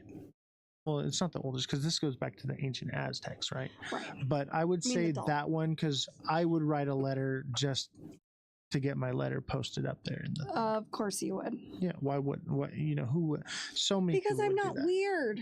It's not. But I do think that entities can attach to objects, but I think they would much rather attach to a human. And I think in the Robert case, the human was the little boy, and that's why he switched names, because the little boy went into the doll and the demonic entity took over the little boy. But Gene, what he called himself, had a fairly normal life. Went to college, married, had kids. And there's lots of people that are demon possessed that live normal lives. This is all based on the fact that and then demons next are thing real. you know, one day they snap. I think you and me have different words for demon. Possibly. Yeah. When I think of demon, I think of fallen angel, nefarious and I can't entity. Wrap my head around a religious answer. Like when I say ghost, I'm thinking of a disembodied soul, right? Roaming the earth. That I believe. Limbo, that's where people get stuck at. I mean, I don't believe in whatever, but I do believe that we either reincarnate or we get to have we get just the same life over and over in a multi-universe. Like, we don't know anything. When I say demon, I'm referring to some nefarious, evil entity that has, ill intentions. Okay. That's what I refer to as demon. I think that ghosts can be good or bad. I think more or less the ghosts that are bad are more likely demons, and the ghosts are more likely just disembodied people. And I think people inherently are good. I think people do evil things, and I think there are very, very evil people out there. Correct. And those are probably some evil spirits, but I think generally if you're going to encounter a spirit, it's more likely for it to not be evil, because people, I think, the majority of people inherently want to be good. At least I feel that way because I want to be good. I want to be a good person. I want to help people. I want to do good things. I think, people as a group, as a whole, as a society are very ugly and gross and very malicious and selfish and yes and no. But I think the individual deep down inside has a yearning want to be good, right? Okay, but that's not what we're talking about. You're talking about, I don't believe in this whole demonic thing. I do believe in lost spirits, I guess what you would call them, ghosts, spirits that are stuck in limbo and they have nowhere to go. The reason I don't believe in the whole demonic thing is, one, science can prove that it could be mental illness, schizophrenia. But one of my problems is most criminals, do you know what they hide behind? The devil made me do it. And if that isn't there a show called The Devil Made Me Do It? Yes, which I've watched in its entirety. But here's my thing. That is my issue with this whole demonic thing. It needs to be labeled as something else. Do you understand what I'm saying? I get it. It's a That's why cop-out. it's a religious. That's why I have my whole thing with people who are like, oh, you have to one, I don't forgive and I don't forget, but one, oh, you have to forgive them, the devil made me do it. First of all, that is not an excuse. Do you know right from wrong? Great. Now people who don't know right from wrong, who suffer from psychopathy, that's different. They don't know right from wrong. They think what they're doing is okay. I know you don't like my logical answer right now, and I'm not discrediting that maybe I'm completely wrong and demons are real and I have no idea what I'm talking about, but from a psychology perspective, it sounds more like a scapegoat. Do I believe in spirits that live on this planet? Did you just say goat? I heard goat. Scapegoat. I'm the scapegoat. Just a goat. But I do believe in spirits being lost, because whatever happened that led them to that limbo. Fate. Yeah, limbo. I've always believed in limbo, and until they find peace, they can't leave to wherever you believe you go after this life. I believe in that. But demons is very specific. All these personalities stuck inside of you. And I know the movie Split, great movie. Like, if you had to think of something demonic, but that wasn't who he was, what did they classify it? Schizophrenia. Right, it was classified as schizophrenia, but I think the difference is someone that's schizophrenic, split personality disorder, they have those different personalities, they have different things. I think what makes it demonic is those same characteristics, but with abilities attached to it. And that could be very true, but they could have always had those abilities. No, like, there was one I was seeing, and the girl took an apple and I know what you're talking about. We're going to cover that story. Yeah, and so like it's like that's a supernatural ability. Or okay, so here's my thing. You can't just do that. You just, I'm sorry, not but with these arms, but I mean, if I pump some, metal, I would challenge like a really ripped. We'll get John Cena, because you can't see him. We can't see him. We're just going to see an apple explode. Just see an apple, right? Okay. And I think that even someone like John Cena would struggle with doing something like that, because it's just not human nature. And an average person being able to do something like that, that's a supernatural ability, right? Like almost like a superhero type ability that they don't normally have that ability. And then in that moment of possession, they are granted, call them gifts or abilities to do things that defy the laws of physics, defy, everything that we know that science tells us to be true. Okay. So that's the difference. No. So do the demons, do they know that the demons live in them? I think some people don't. I think some people are full of demons and don't even know it. I mean, that is, if that's what you call it, that's very probable. But my thing is like, okay, people aren't going to like this one, but Hitler could have been like at the end, demons maybe do it. I'm not actually crazy. I'm not saying that blaming it on a demon. But it's not a reason for but that's why it gets to absolve you. But that's why it gets discredited, and I that's agree. what my issue is with it. Now, if you were telling me this back, and this is even back in the '60s with killers and people creating atrocities, and that was their thing. I was, oh, demon had me, or the devil made me do it, and that maybe that's what bothers me so much. But and then it makes it so like it's not real. It's a cop out, but I don't think that just because something possessed you to do it doesn't mean that you get a free pass. Exactly. I think you still have the consequences. I believe that if you are possessed by a demon, you have to give it the ability to do so, and basically have to grant it permission. Therefore, you I don't think you just said it doesn't need permission, though. It just jumped into little Robert. No, I think that children are easily manipulated, so it's easier for entities to go after children because they can manipulate those children into doing different things. That's why, children are not allowed to have consent, because their brains are not mature enough to understand the ramifications of the decisions that they're making. That's one thing about when you read up on demons and stuff, they always look like children because you feel bad for children. Right. Like, if that's real, and I could be wrong, if that's real, that is genius, because I would help a little girl. I would help a little boy if they needed my help. And you wouldn't think twice.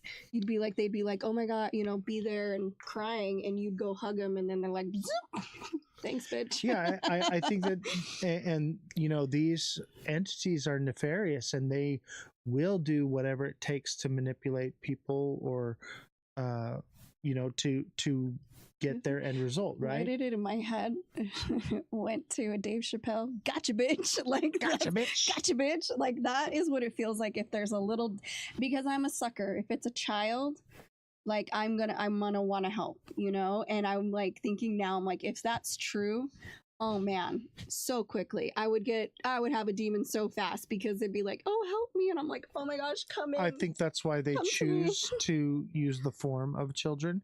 I think that's why they go after children. One, because children are easily manipulated, and to be in the form of a child is because it's easy to manipulate someone else to help a child. Just like the guy at the Valley of the Dolls, right? He wanted to help the child, and therefore it drew him to the water, and it evidently entered into him and attached itself to him. I do think that the entities can not enter in you and possess you, but can latch onto you and follow you, like drain you. Right. So like, you don't necessarily have to be possessed by the entity. You can just be what is the word, like it can follow you, and it can wreak havoc on you. These dolls, and they're like, oh, they're demonic. My thing is, things that are really demonic just drain you of everything. The worst that most Soul of these dolls, vampires. Right, like they're just but these dolls were just jerks. They're freaking assholes, throwing shit, jumping everywhere, scratching people. Like, they were just jerks. Like, even if that's the case, and they were somehow, these dolls were just jerks. I think they feed off of fear, because fear is a form of energy. Even with like the adrenochrome, they have to, the adrenochrome is stronger and more pure the more stress and torment that. We're not talking about Monsters Inc. right now. I'm just saying is that they do this because it's energy. They're energy vampires. They feed off energy. That's why if they feed off fear. Right, but if you believe in the entity, then it gives it more power. And if you are more fearful of it, then it will more likely communicate with you. Whereas like somebody's like, whatever, it's all bullshit. They're never going to have those experiences because it doesn't have the energy to feed off of. It's too draining on the spirit to interact with you. Whereas if it can make the hair stand up on the back of your neck, then it's more likely that it can feed off of those emotions and that energy. Okay, so look, I believe in spirits and ghosts. I do not believe in demons. I just don't. I believe in can't. demons. I can't because wrap my head I've around that encountered them personally is why I believe it. And I guess because I don't, I never will. But I believe That's in spirits. exactly what I'm saying. I believe in like spirits and ghosts. And that that's makes sense to probably me. why the ghost actually talked to you on the spirit box. And I believe in spirits and ghosts too. That's why when I talked to it, I got the same result when I started asking the right questions, same as you. We believe. I think someone that doesn't believe, it has a harder time. Doesn't that seem convenient though? Wouldn't you want to go after the people that don't believe? Well, look at Elon. Elon does not believe whatsoever. No. But he's a believer now. A little bit. He's a little bit now. Still hesitation of what he. Right, because he's very logical. And he's like, well, maybe I didn't hear what I thought I heard. Right. But he doesn't have as many encounters as we do. Because he doesn't believe in it. Because he doesn't believe in it. It's too much energy wasted on someone that doesn't believe. But if it can make someone who already does, good. Like you're in danger. I'm not in danger. I'm no, you believe in it, so I'm good then, right? I'm filled with the Holy Ghost, so I cannot be possessed. Okay. Me personally, I feel like you're in danger because you don't believe. People, the majority of people that do get these demons are religious. Look at it. Look into the history of all of it. They're religious people because you guys buy into it. And I don't believe that you have to be a religious person in order to be saved. So if you are someone, you call it whatever you want, but if you believe that you are protected, then therefore you are. That's the difference. Someone who doesn't believe is not protected, therefore could be manipulated. That's a different conversation for another day because I know what I wanted to say, but I feel like you guys are the most vulnerable then. I think because you believe in it and you're religious, and if God can't save you, no one can. I think me personally, I feel like I'm I'm not vulnerable whatsoever because I have that protection, but it also does say in the Bible that you should not, engage in those types of behaviors, right? And what are you trying to do? I don't want to engage. I didn't even want to do that thing. Honestly, I was just like trying to see, okay, was this actually interference? And I probably should have never done it. But, the curiosity killed the cat, okay? True. So curiosity got the best of me. I'm a human being. I make mistakes. I'm not perfect. But, I... Because you don't know what you were talking to. I do not know what I was talking to. But I do know this, that I am safe and I am protected. None of us are. I believe I am. I believe, therefore I am. I believe I'm a cat. Do you see how that works? You need a cat box? Cat box. My thing is this whole, I guess because we're on different ends of the spectrum. I'm going to be okay because I'm choosing to be okay. You need something to protect you because you don't think you're strong enough to do it yourself? No, From like demons or whatever? I do myself, but I have... You need to believe in something? I have a hedge of protection, like a shield. Like what if it's not it's called real? putting on the armor. My thing is, I've listened to your sermon this and if whole it's time. not real... What if you're wrong? And this is all a simulation or whatever it is, and we reincarnate. What if you're wrong? Then I slept at night and I'm okay with being wrong. Yeah, but then what if But for me, I don't feel like I'm wrong because of the things that I have seen. But why can't people who have a whole bunch of demons just be schizophrenic? I think they very well could be, and that would be a scientific explanation. The difference is the supernatural abilities. Having a mental disorder doesn't give you the ability to do things that you just can't do or possibly know. Well, maybe they didn't know they couldn't do it and then they did it. If you've never been exposed to certain languages and then all of a sudden you start speaking them fluently. The first time you're exposed to food, you eat it as soon as you smell it. You don't have questions. You're just like, oh my gosh, this is it. speaking in a different language, for instance, if someone who's never even heard the Latin language access just that part of their brain and we just don't know. How did it get there? We have a whole bunch of brain we don't know. We don't know what's but in there. I believe your brain has to be exposed to something in order for it to retain it there. Now I get what you're saying, that maybe it's from a past life or something like that. Maybe. But that for makes me, more sense to me. I don't think so. I don't know. But I would say that, supernatural ability from, split personality disorder seems more likely to be demonic possession. I do believe that split personality disorder does exist, and that is a real scientific explanation. But I think when you add that other factor into it, that's when it becomes something different. And we have to be able to realize that there are just some things that we can't explain or understand. Yeah. And that we have to be open to the possibility that maybe there's something just completely that defies the law of physics, defies the laws of science, defies everything that we know, because it's something that we can't comprehend.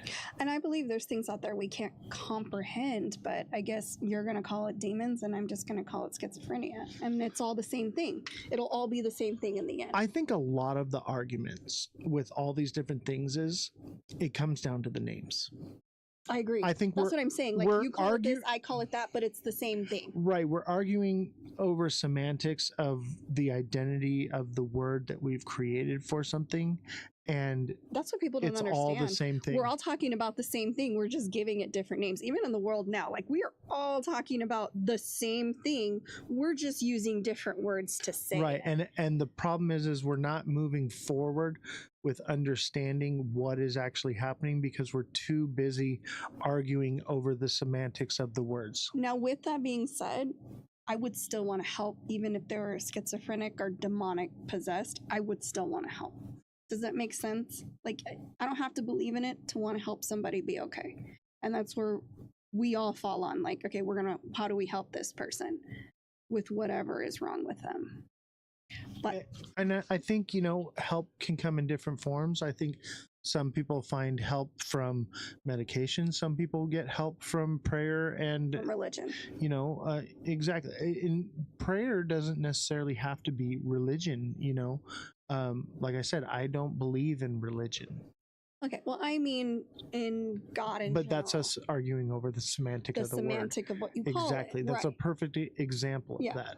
Yeah. So, I think we get to the root of all this, the sooner we as a society accept that there are things we can't explain and stop arguing over the semantics of the words and start having a more open mind about the different things that we are encountering, because there are just some things that science can't explain.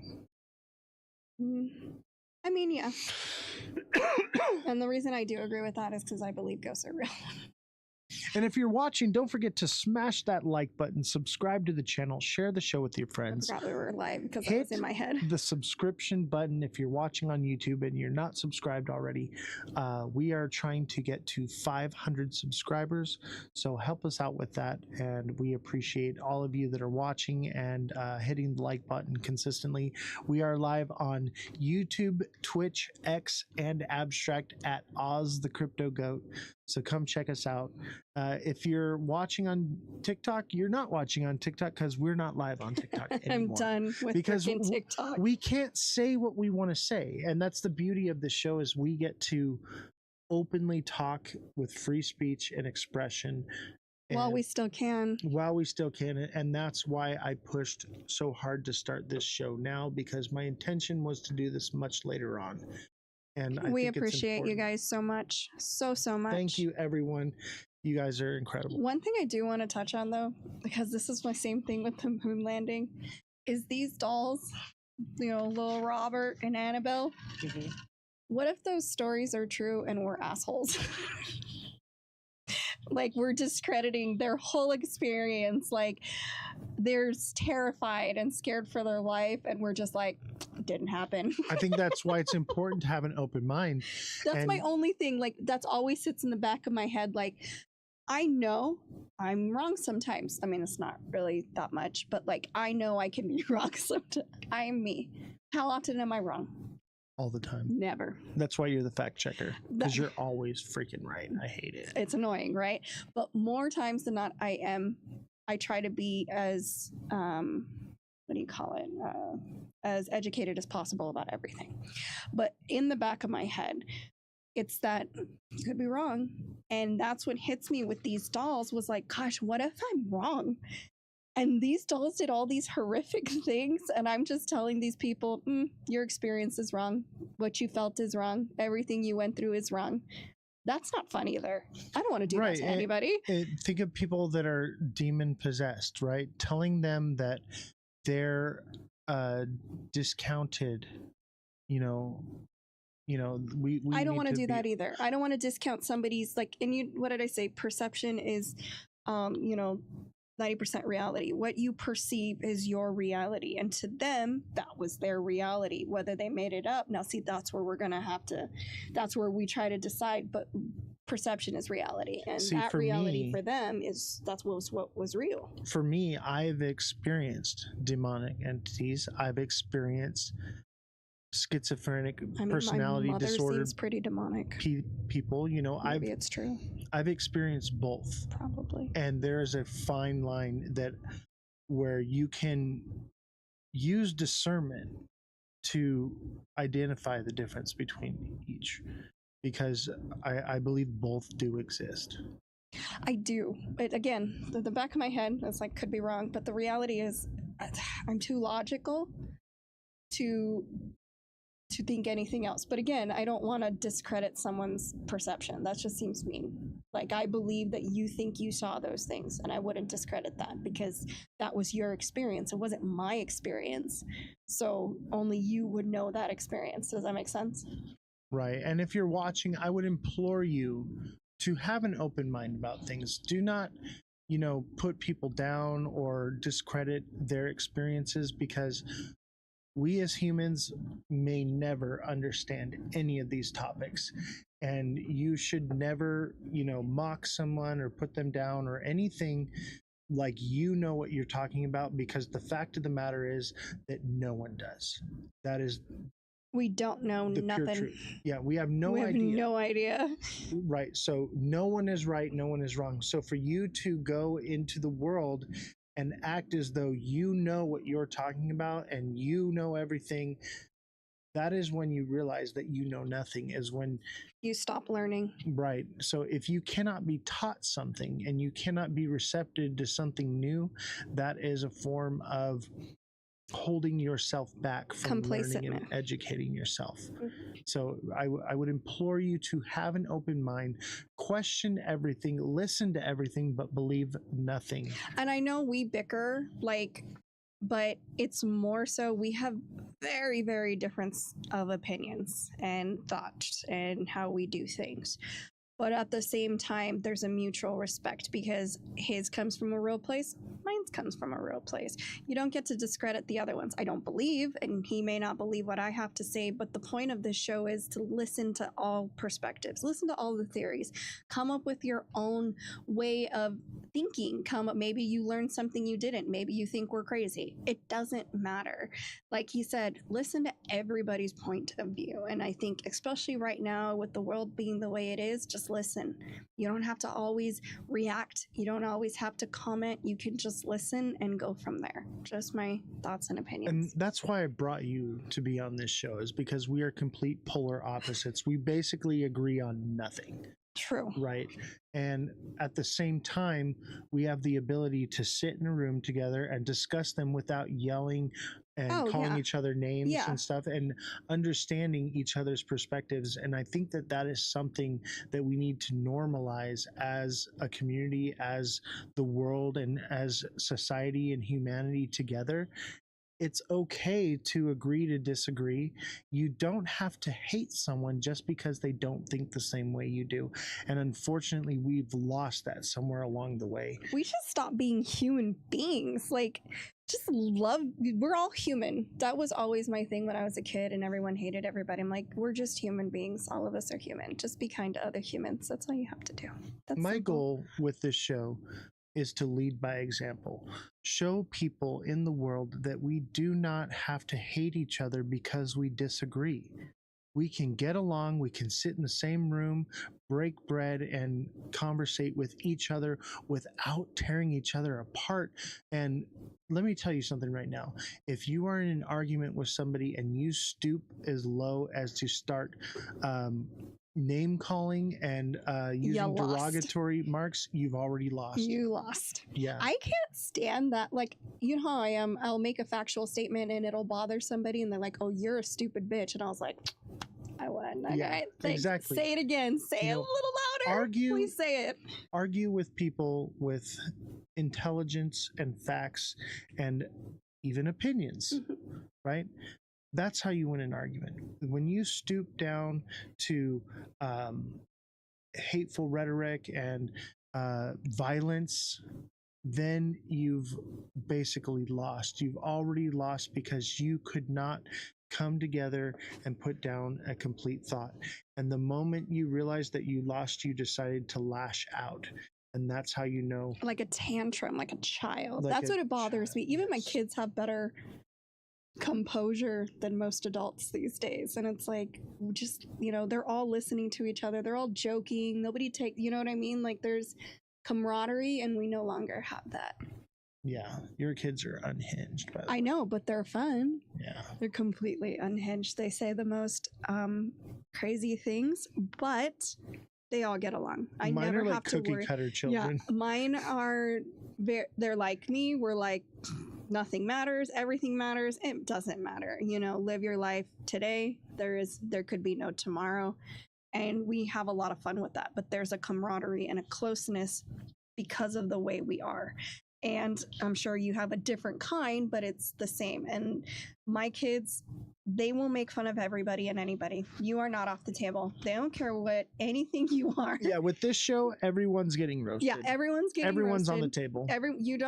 What is it? I used to tell my It's mom. all or nothing. My mom would say, oh, that's racist. And I'm like, it can't be racist if I hate everyone equally. Period. And I'm sure you're on the other side. Well, I love everyone equally. Exactly. I hate everyone equally. Therefore, I don't care. I can't be prejudiced. I will roast anybody. And that's just because, I don't know, I have thick skin. Come for me. I don't care. The most hateful, evil people in my life, I still have love and compassion for them because I feel like something must have happened to them to bring them to that place of such hate and anger. And I feel that maybe with compassion and love, there is a way that something good can come from it. Horribly disagree. I think you get out of this world what you put into it. So if you put in good things will come out of it. I believe that, which is why I try to be the best kind of parent I can be. But there's a parent in my life who made the choices they made, and they deserve what they get. There's no forgiveness. There's no, oh, I feel sorry for them because of their upbringing. I had a horrible upbringing, which made me change it, you know, change the direction than being brought up the way I was. I don't have that love. I don't know, I'm different. Once you cross me, that's it. You're done. You get exiled. There is no second chances. I will forgive you, but that doesn't mean that I need you in my life. If you are going to destroy my peace and what I am doing to live and put me in an environment where you're taking away my happiness and my joy, then there's no room for you in my life. That's understandable. But that doesn't mean that I don't forgive you for the things you are. I still have compassion. You're a good person. What is it that made you that way? You're a good person. Because even if things made them that way, they chose to stay that way. Absolutely. That's unforgivable. And it's not that it's unforgivable for me, but it's like if you choose to stay that way, then I choose to remove you from my life. Doesn't mean that I hate you or that I, don't you know, love you or whatever it may be. I just choose to not have that in my life because my peace is more valuable. But, and I get that. Like I said, you're a good person. I clearly took a different direction because I cannot forgive. I don't forgive and I don't forget, but I also don't dwell on it. That's what people are like, oh, it's going to eat you up. It doesn't. I live my life perfectly fine. And I dismiss and disregard. That's just who I am.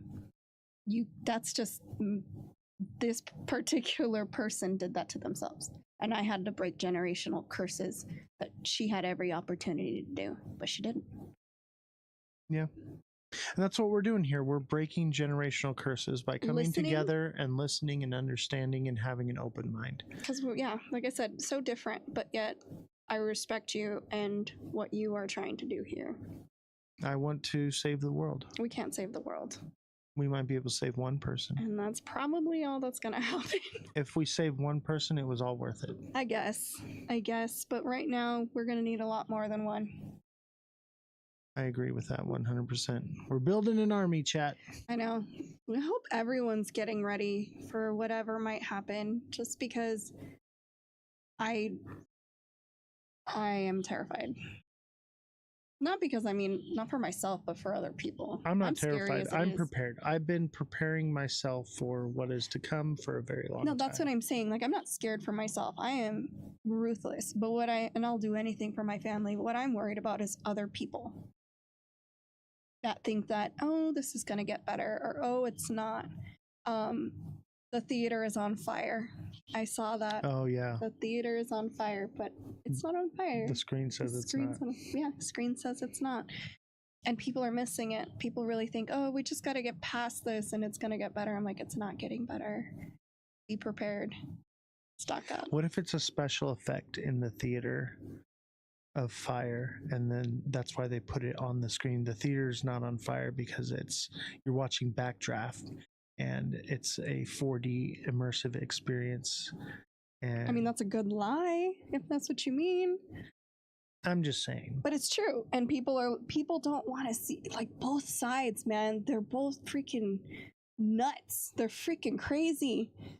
Yeah. And I'm like, and the more people reel it in, baby. Yeah, reel it in. Come back to earth. This ain't happening. Like, it's you think my kids are unhinged? The world is unhinged.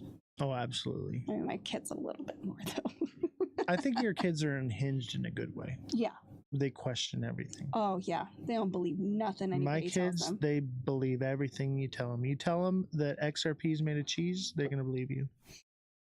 Every show, you go and bring in just a little sprinkle of your damn crypto. Hey, I am the crypto goat. Just because your mustache, Frito Bandito, does not make you a goat. Although it kind of does look like horns. Demonic. Are you demonic? Oh, that's why you're... Oh. The goat has nothing to do with demonic. And that's a misconception. I just realized that. So many people demonized me because they thought that the goat was an emulation of a demonic presence or whatever. I just realized that was the figure, because I went to Catholic church. That was the figure. Yeah. So let the record show the goat represents sacrifice. Now we know why he's so pro demonic and pro helping, because the goat thing. I will tell you this. I do not need to be here. I do not need to sit in front of this camera. You're having fun. And spend obviously I am having fun, but I sacrifice a lot of my time, energy, and resources for the betterment of mankind, because I want to not only tell my story, I want to help people along the way. And so the reason I chose the goat, lady. I know, but the reason I chose the goat is because the goat represents sacrifice. They did sacrifice a lot of them in your Bible. Yes. And so that's why I chose the goat. Obviously, there's a more of a story to it. The lamb. Yes, the lamb. We went with the goat, though, because the goat, lamb, same thing. But the goat is willing to defend itself. True.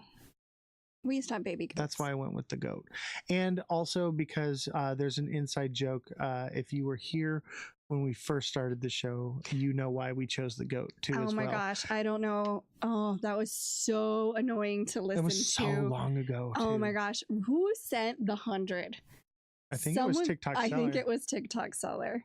Yeah. You do know. I think it was you who sent 100. And it was like Seamont did as well. Yeah. And a couple others. At some point, the ones from the beginning, man. yeah, those were the real OGs. They're They've the been only here ones for a who long know time. the whole Switch thing, like Commodore 64 or whatever. Yeah, it was. the Nintendo Switch I live still want a stream. Commodore. Yeah, like, I feel like I got old. I mean, you got old. I'm still young, but I'm a delight. One has nothing to. Yeah, see, I'm gorgeous. there we go. They all listen. Everybody says so. They all say the goat is the beautifulest man I've ever seen. He's the biggest, most goatiest of all the goats. Help me. They say LeBron's got nothing on the goat. I don't want to be. I'm scared. Listen, losers. Okay. It was 8 months ago, but I miss it. I know. I know. Right? What's crazy? That's so long ago. That was before. We could have made a baby. You did in that time frame. What I don't understand. Could be having birth right now. I know, like, we're totally off topic now, but that's fine because it doesn't matter. It's late. But you know what I don't understand? Back then, you said way more crazy things and weren't always getting banned every 5 seconds. Like, The it kind of algorithms started changed. that way, and then all of a sudden, like, we were fine. And you know what I noticed? Like, when you got an agent, it got worse. It did. It got significantly worse. Like, they were targeting people with agents because they didn't want them. I don't know. Doesn't it seem like that?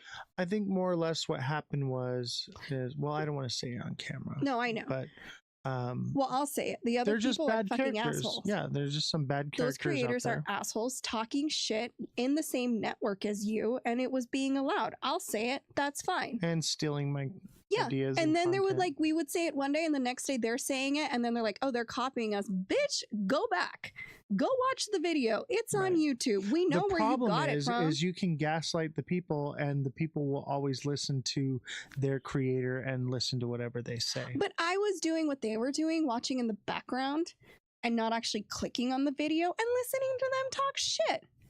Fuck that. That's why we're not on TikTok. They can suck it. You know, I what's said great? it. You know, TikTok is the only platform where you can actually be attacked by someone that is trolling your show. Oh, and that Here- psycho crazy Right. But bitch. and she showed up here on YouTube, but there's nothing she can do. I know, great. That right? we're here. No one can do anything to retaliate against us. The only people Have a that good night. can actually retaliate against us is YouTube itself, and YouTube is minding their P's and Q's because they got Right. sued like crazy during Right. COVID for the censorship. I thought.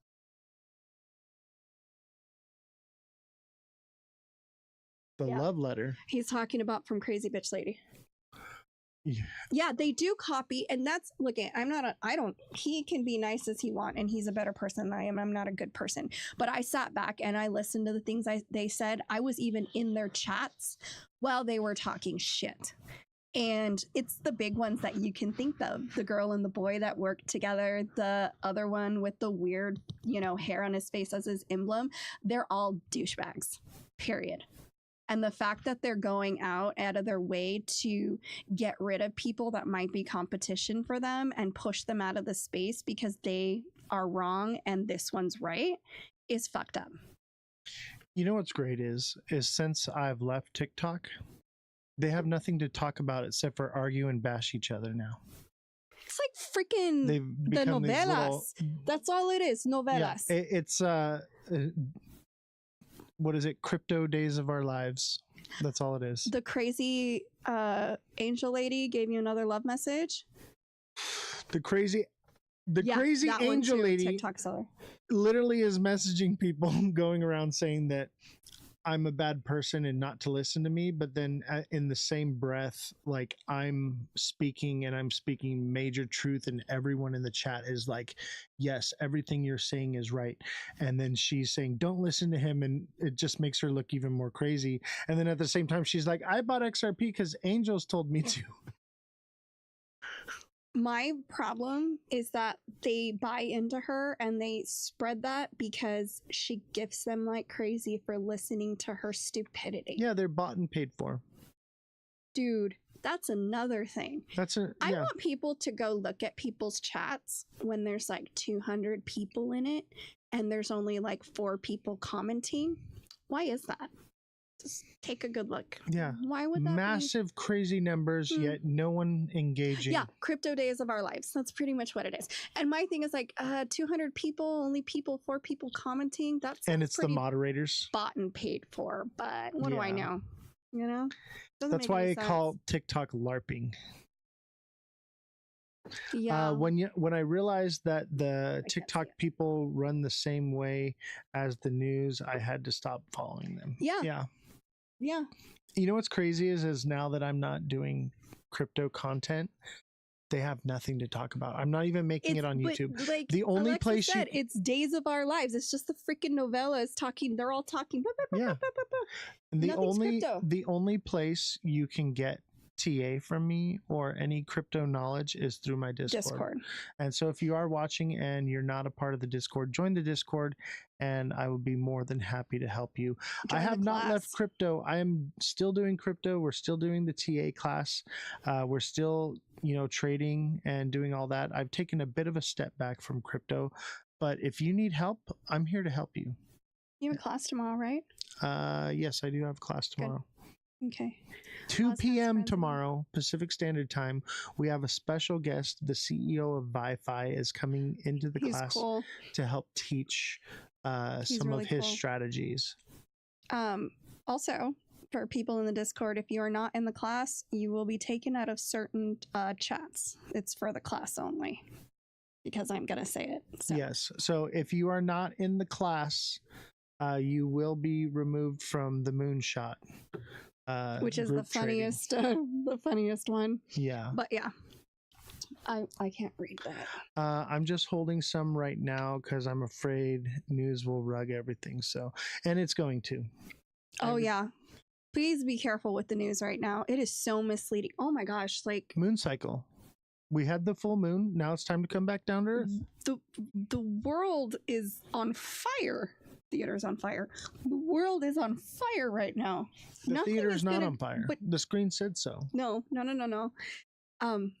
But everything's on fire right now. The markets are bad. The food prices are out of control. Gas prices are out of control. All of that is out of control. Yeah, people think that things are going. Who has money to invest right now? Yeah, I'm on YouTube. The liquidity is more spread out than it's ever been, and people don't have money to invest. And what are they going to do? If you can't afford food, you're going to start pulling out investments. Exactly. Because you need food. So people are like, oh my God, the market is dropping. Yeah, of course it is. Dude, I can't. Did you see the shit show at the airports today? I did not. Oh, are you talking about in California? Because they took out the people that are needed for the landing, and they had to delay flights and there we go, 30 of them, because they cut. Remember, he did a huge cut, and I guess something happened. There was chaos. Well, they shut down the government, so there's the 30 traffic control. So what happened? There's no TSA, but there's ATC. Yeah, traffic control went bye-bye, and they had to either cancel or delay flights. And now, what is it? They don't want you to leave. They want you to stay, pay the prices. They don't want you to leave. Prison nation, martial law. We're already there. They've occupied Chicago. And the thing is, all the Supreme Court says can't do it. They're doing it anyway. I feel like we should do a prison nation show for the rabbit hole. You said you wanted to do spooky. I do want to stick with the spooky weird stuff, but if there's real life things going on right now. If it keeps going, we'll probably Oregon, take a tangent California, and Illinois. Yeah. Literally occupying them, which isn't, what is it? It's not the Third Amendment, or what is it? The Third Amendment? Fifth Amendment. Fifth Amendment. Yeah. You don't have to. But It's occupying soldiers in your home, though. That's pretty much what it is.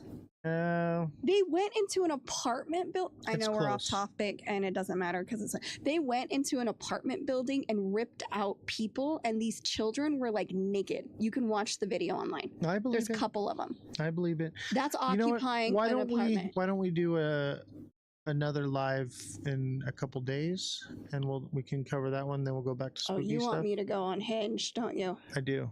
Yeah. What do you guys think, chat? Should we do more of these lives more often? Because I was thinking like a couple times a week.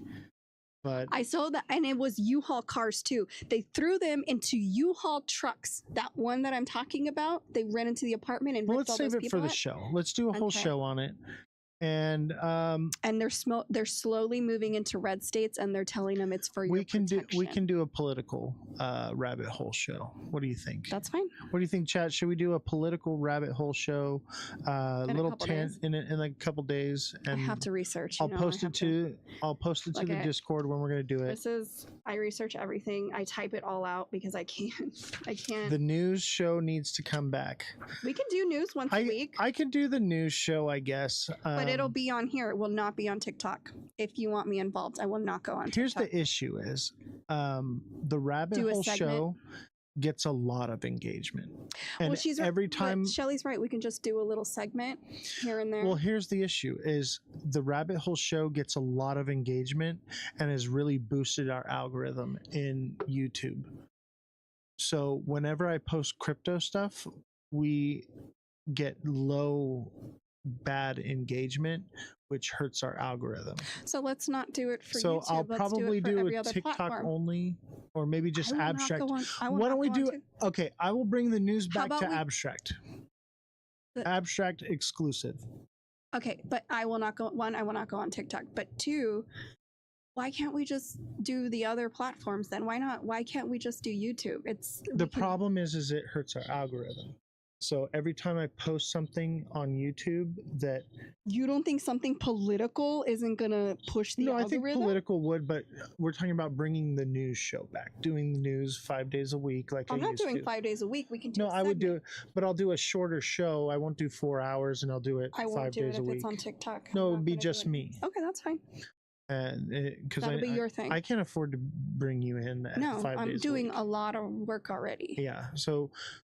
We'll do the rabbit hole show. But the thing is you don't need to do 5 days a week of a segment. Jesse, I think we do because that's regular news. 15-minute segment. That's what it said. Jesse, less work, a 15-minute segment. We'll talk about it. We'll discuss it, and we'll see how we can move forward. But I do want to continue, doing. I like the show a lot and being like a news anchor, right? That's basically what I was. But we'll scale the hours back on that, and we'll put the long hours for the rabbit hole show. If it's TikTok, I'm not. I'm not really going to be doing TikTok. TikTok is our promo show. We're going to be doing live battles and just building a platform there just to get new viewers to come to YouTube. That's the only reason I'm still doing it. On YouTube, I can say whatever I want. Yeah. About whoever I want. On abstract, we can really do whatever we want as long as it's not diddling children like Trump. Oh, okay. Diddly. That's what you said earlier, didn't you? Diddy diddle. Oh my gosh. That's another one. I'm gonna see if I can pardon Maxine Glenn. I can't believe that. He acted like he totally gaslit everyone, like he had no idea who she was. You don't remember the person that sold you children? Yeah, that's crazy. 50 months. All right, if you're watching, don't forget to smash the like button, subscribe to this channel, recommend share it the to show your with friends, your friends so that we can all have fun together. We do look at the chat, and I know we get off subject a little bit, but it makes it a lot more entertaining seeing your feedback. And if you like this content, thank you, please, Shelly. And if you like this content, please, I'm trying to do a little promo I'm clip. sorry, I can talk too. Let's be professional for just one moment, just for a nice little clip.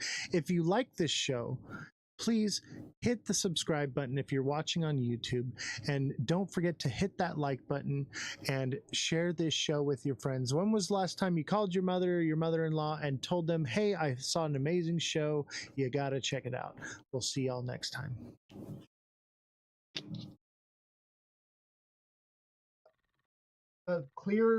Clarity and what we need to the transparency, and one also being able to understand. We just literally had Gary Gensler and the Biden administration that were really against crypto as a whole. You know, a lot of misinformation was being put out there about using it for bad, right? For what are the words I'm looking for? They were suppressing it. You know, they were suppressing it, but also, I mean, they say that's for drug dealers to be able to hide their money and wash their money. You can do that now with fiat. You can do that anywhere. There's always going to be bad actors everywhere you go, right? But the one thing that I love about crypto is because it's on the blockchain, right? So if we're hiding money, there's no hiding money when it's on the blockchain. It's completely public. So this is one of the main things I think people need to understand. If you're out here trying to do something shady, you're going to get caught. You hear about scams and people getting their funds stolen. Well, there's a way to track this down, and there are companies out here that can help you for a fee to be able to find where your funds have been have gone. But going back to the Clarity Act, I mean, we need to define what different digital assets are. Bitcoin, Ethereum, they're different. They're different, right? We have Gold 2.0 with Bitcoin. And then we have altcoins, and then we have meme coins. So we need to get to a place where is a meme coin like a casino? And speaking of casinos, you're in Vegas, you know. So, or what are altcoins as a whole? So, are they layer twos? There's so many things out here. Stable coins is another thing that we're talking about. Right now, they're trying. I just made a video, and they're trying to. The banks are trying to lobby against us again. Trying to sneak something on there to take the rewards, the stable coin rewards away from us. Yeah, they just did that on Coinbase, where basically you have to be a Coinbase member to get the APY for holding stable coins, and it used to be like 5%, and now it's like 2.3%. It's ridiculous. It's going up and down, and I think we're gonna see a point where we finally get to a clear understanding. Hopefully, in one and done, right? And I think this is why it's important to be able to let our voices be heard. Now, being able to sign up with Stand with Crypto, and let our voices be heard by sending an email to your legislator, Senate. It's super simple. When you go to standwithcrypto.org. It takes minutes, if that. It's really easy. It's really set up for the user. It's so simple. But it's just all about getting there and putting your email address in there. It'll also, by your email address and your address, it'll locate which senator is in your area, if they're pro or if they're against, pro or con, right? And then you can email them directly. But yeah, no, it's important, especially because we're so early in the stages of getting rules and regulations here with our government. It's very imperative because look, I'm a father. I want things to be fair as we're going on for generations. I want there to be a clear regulation. Isn't it? I think it's unfair that we still have to use VPN in order to get some coins, right? Why is that?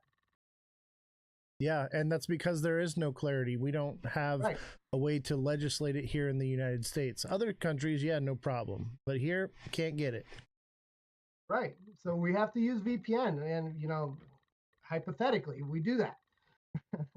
But once again, I think once we get all these rules and regulations done and we're consistent and fair, we're going to be able to start building again here in the United States. That's something else that we had to deal with, Oz. People leaving the United States because they were strongholding us. They were holding us down. So they're like, you know what? Let's go to El Salvador. Yeah. Let's go to Puerto Rico and Dubai. And honestly, when I was at Rare Evo, because I just, I made a ton of money this year or last year in crypto. And they're like, oh, well, are you moving out of the country yet or what? And I'm just like, well, no, I like it here. And they're like, well, you're going to have to deal with the taxes because of this and that. And they're telling me like, hey, man, you should at least establish a place in Puerto Rico or Dubai or something. And I'm like, man, like, is that really how we want to live, where we're pushing people out of our country because of, legislation issues and tax issues? And Trump said, no tax on crypto, but I haven't seen anything come to fruition on that. And I doubt we get that at all. but it would be nice to, see things progress further. Obviously, we need clarity before we can even get to a tax-free crypto, So one thing I wanted to ask you about is, so I do have some concerns about the Clarity Act, and a lot of my community does as well. It basically shields institutions, but it leaves the investor and the consumer at risk. And this problem has actually been solved. Have you heard of the Boozman-Booker draft? I have not. Definitely look into it. So these are senators that are working in the Senate to basically what they've done is they've added everything that we have in the Clarity Act, and they've also added protections for the individuals. And this is our opportunity. Usually when something gets passed in the House, it moves to the Senate, and then it gets rewritten a little bit. It gets changed a little bit. It never stays exactly the same, right? And I think it's very important that we let our senators and representatives know that we want clarity. We want institutions to have that clarity, but we also want security for investors at the same time. And right now, that's the one thing that the Clarity Act is lacking. So definitely look into the Boozman-Booker draft. That is, if we can get that put into the Clarity Act, it's got my full backing. Right now, I'm 50-50 with it, you know what I mean? But I think it's very important that we don't just push something because it's going to pump our bags and it's going to get institutions into it, right? We want to make sure that as an investor, and the consumer, we're secured as well. And you see yourself as a consumer. You said you have a family, and so we want to make sure we get this right. We want to make sure that we push forward the legislation that is not only going to move us in the right direction, but also secure ourselves as the individual. Because the way the Clarity Act is written right now, it basically is mirroring the way the banks operated in 2008, right? And they were sending out loans and doing shady shit. And who got bailed out? The banks did. And who paid for it? The people did. And right now, that's paving the way for this new financial institution to be operated in, to where the institutions are covered, but the people are not. And so we want to make sure that when it goes into the Senate, it is written in a way that it also protects us, the investor. And, it's, for me, I find it kind of, I wouldn't say disheartening, but it kind of breaks my spirit a little bit to see, and don't take this in the wrong way at all, okay? But to see people of your stature and your influence not even knowing about the Boozman-Booker draft, when it's literally, obviously it's a bit new, right? It hasn't been around as long as the Clarity Act, and the Clarity Act's very new as well. But you being in the position you're in, and Miss Nifty being in the position she's in, and you guys knowing about this and understanding it, you have an opportunity to stand up and be the voice for the people to actually get the right legislation pushed in and passed. Right now, can you hear me okay? Because I don't think I was coming in through the AirPods at all. I hear you just fine, brother. Okay. So right now, the bottom line is the Clarity Act isn't just legal talk. It's what crypto is, right? It's also what crypto rewards look like right now. Whether users can continue earning, okay? Also, innovation here in the United States, or is it going to need to be moved elsewhere? Right now we have what we